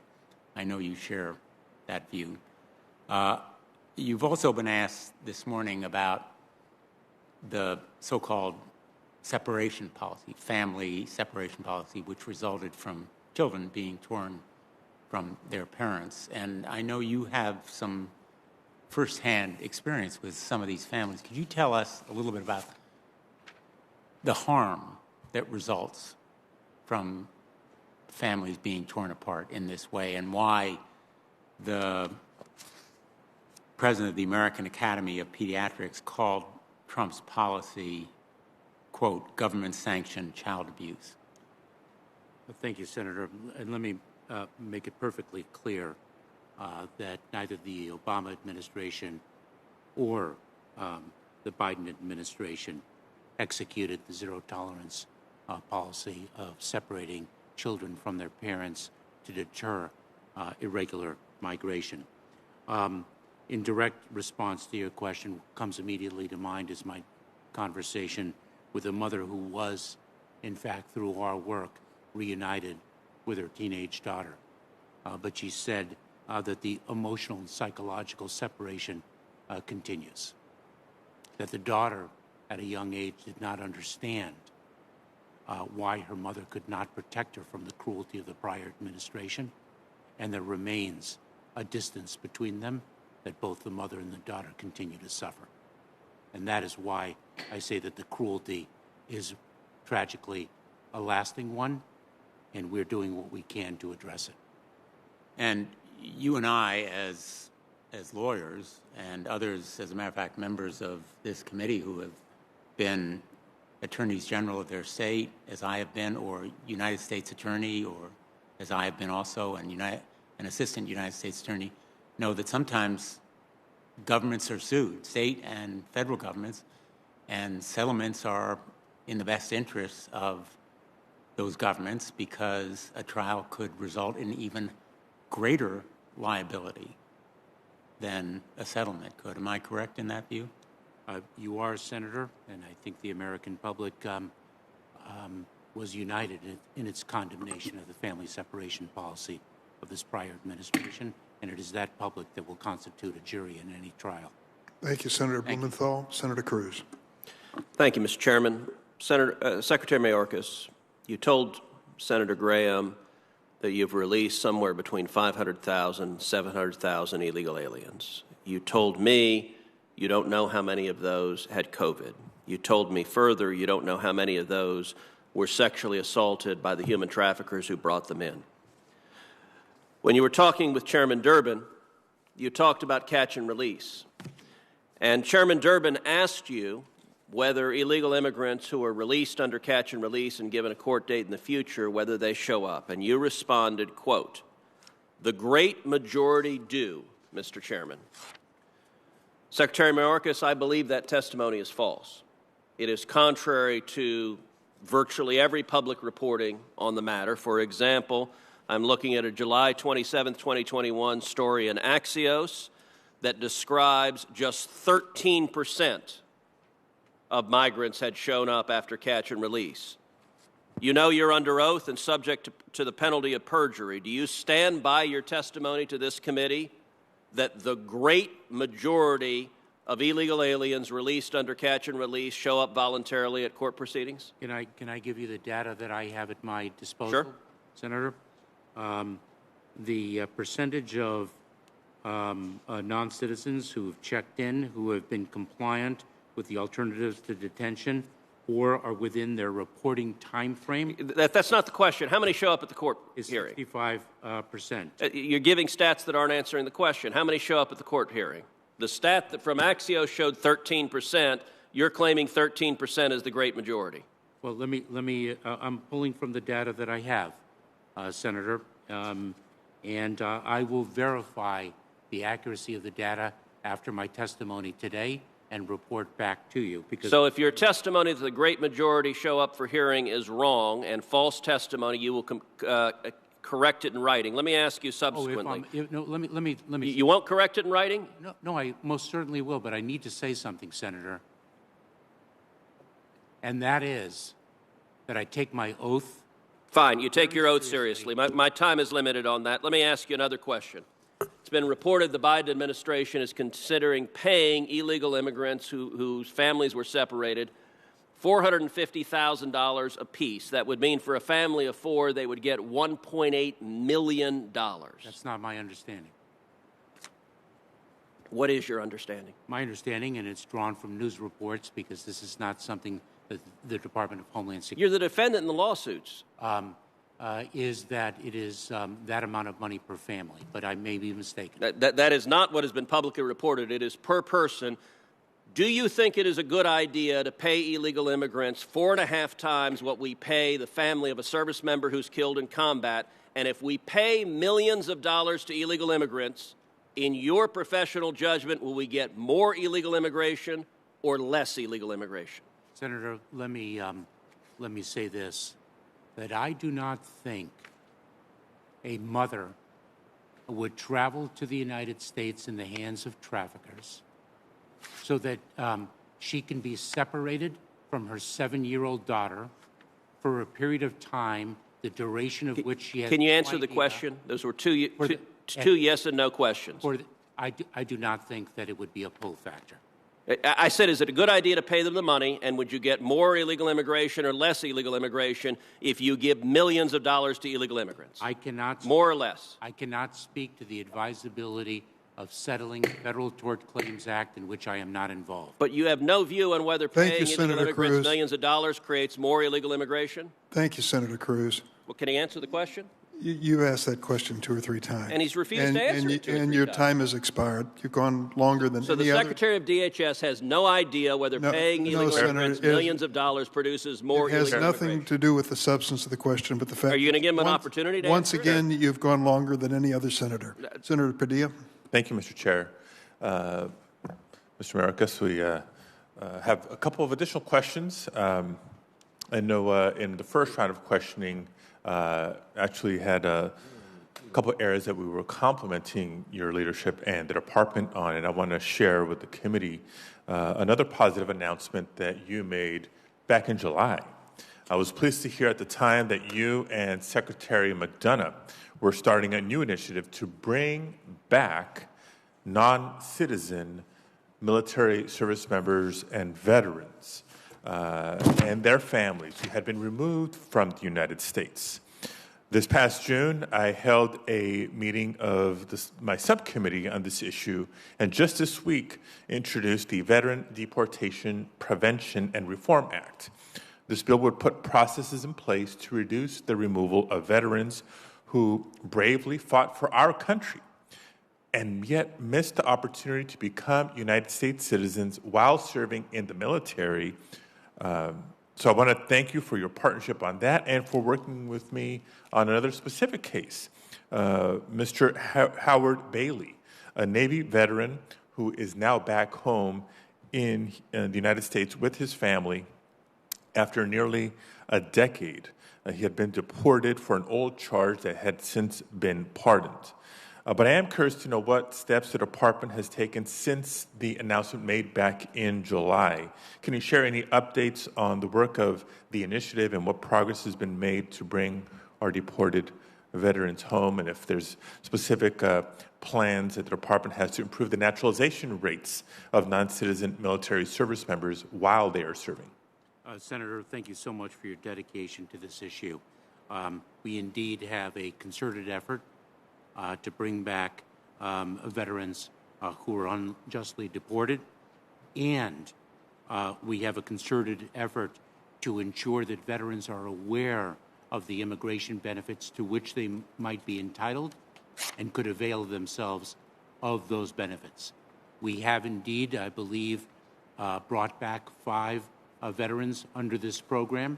We have published education materials to the veteran community and the broader public to advise the veteran community of the immigration benefits to which they might be entitled.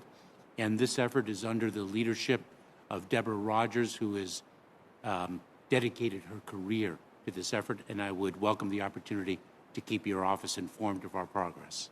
Yeah.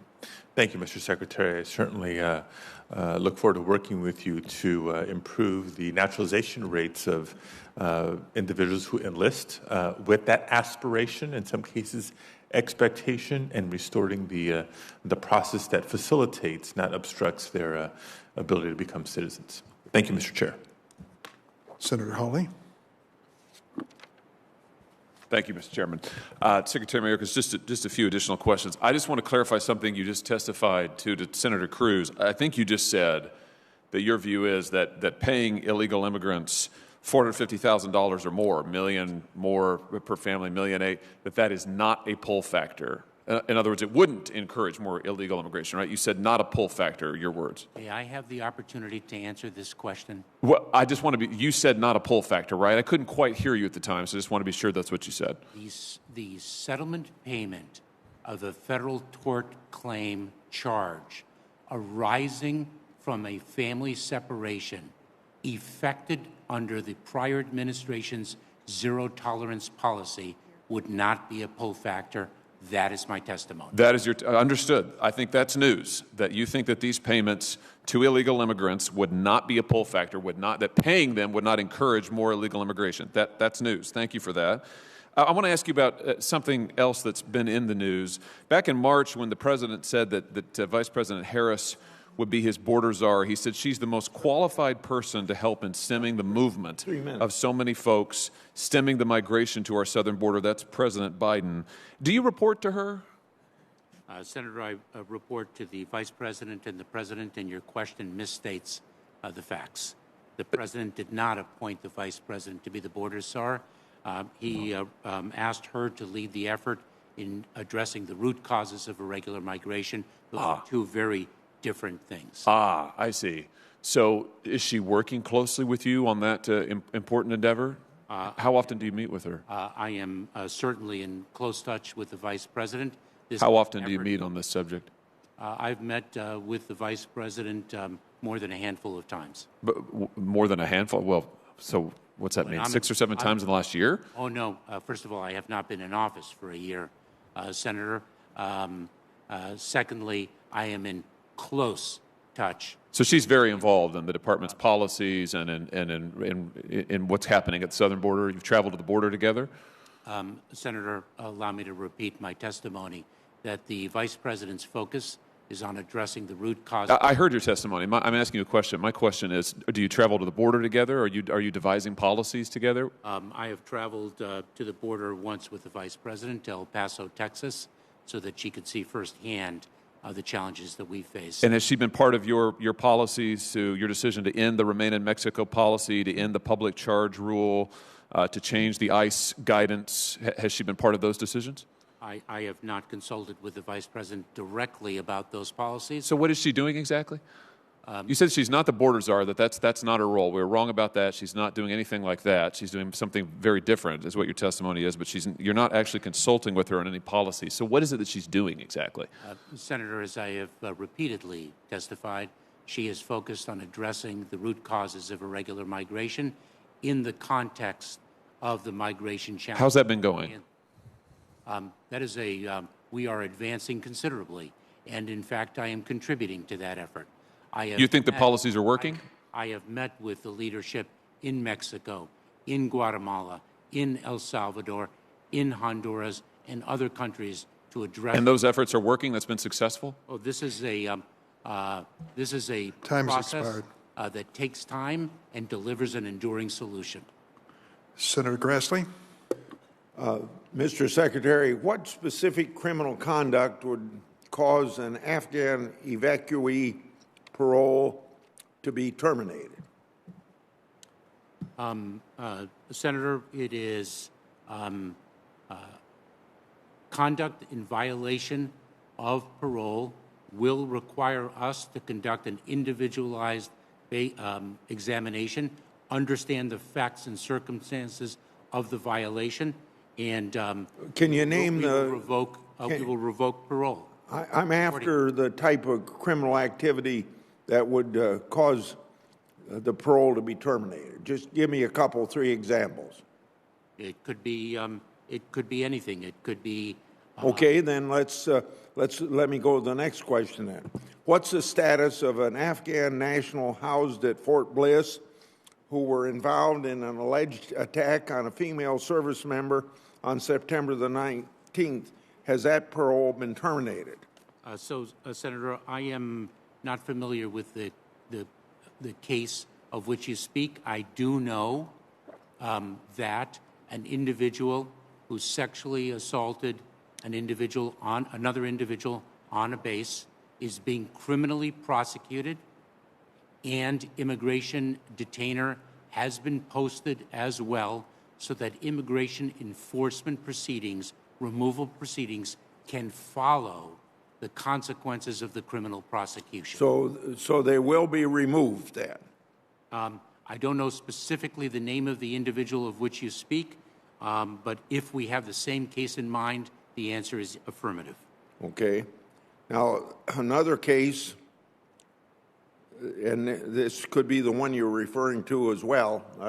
I don't know which one you might have in mind, but what's the current status of an Afghan national housed at Fort McCoy who was recently indicted for assaulting his wife? Has his parole been terminated, and if so, when would they be removed? Senator, I don't know the name of the individual, the case to which you refer.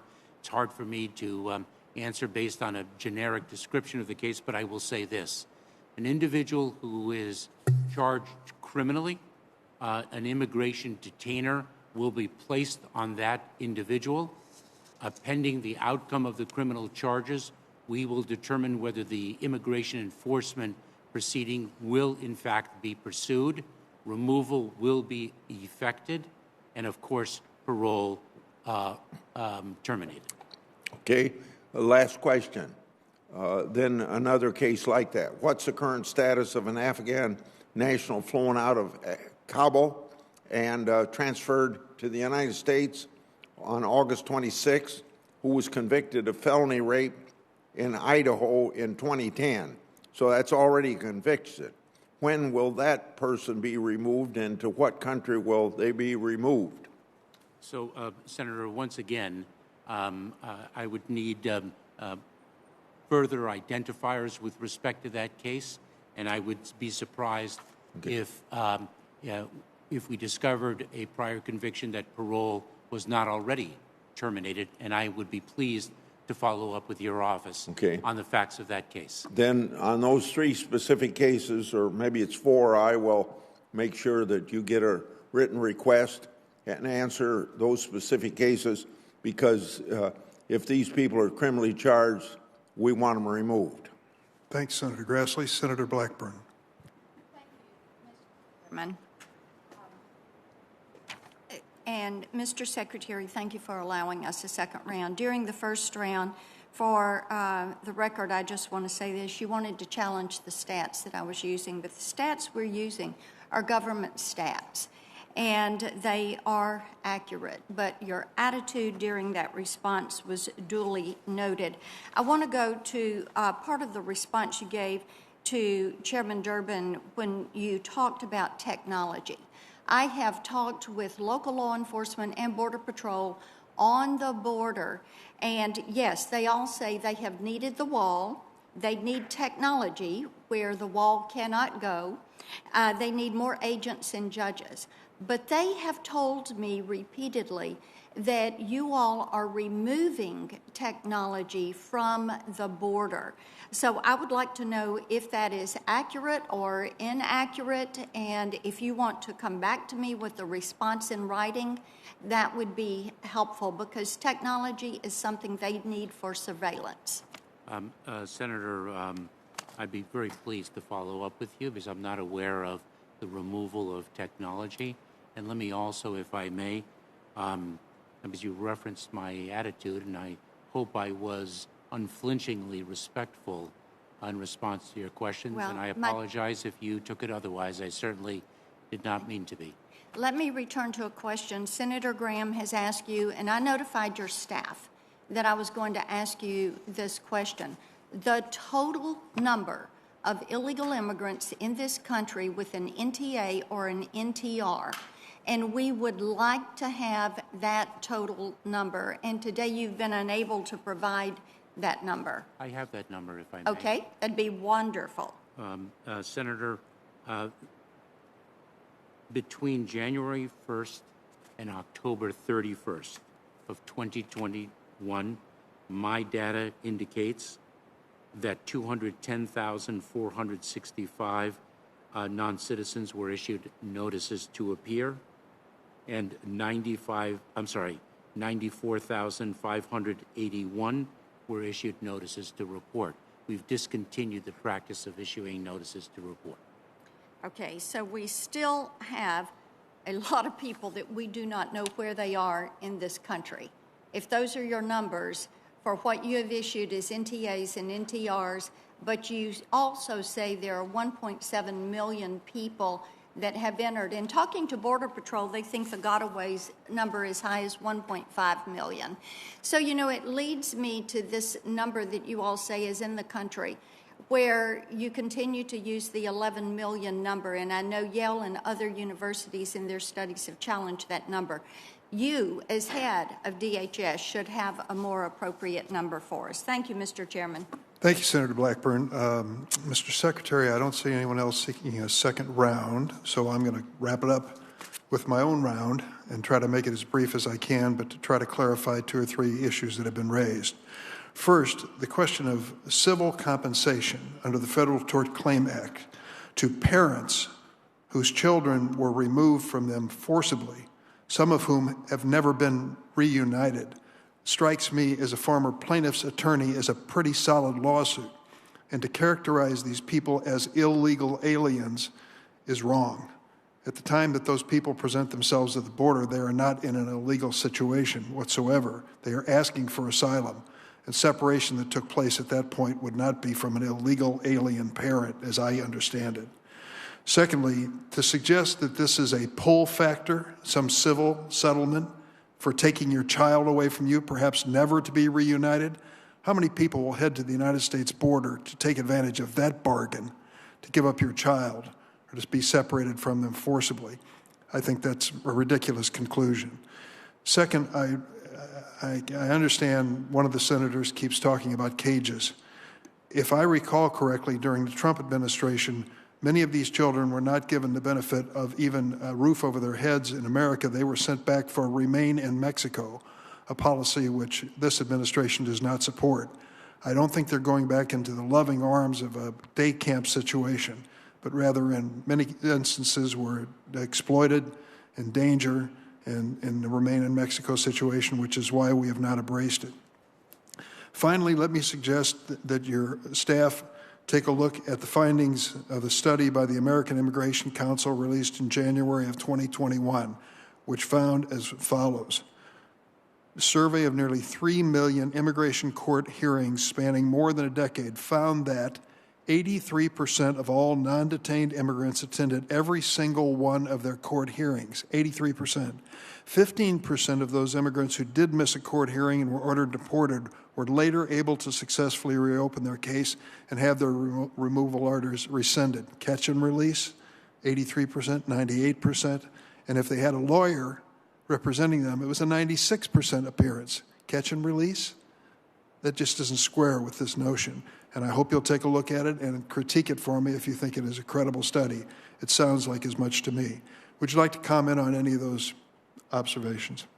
I affirm the statements you've just articulated, Mr. Chairman, especially vigorously with respect to the Federal Tort Claims Act and what parents endured in being ripped apart from their children, some of whom have yet to see their children again. God forbid these 1,800 kids who are still separated, that their parents are trying to ask for some compensation from that horrible thing that happened to them. That is hardly a pull factor in any circumstance. I thank you for your patience. I know this was a trial, and you've weathered it well from my perspective. There may be some follow-up questions for the record, which I hope you'll respond to in a timely fashion. And with that, the Senate Judiciary Committee stands adjourned.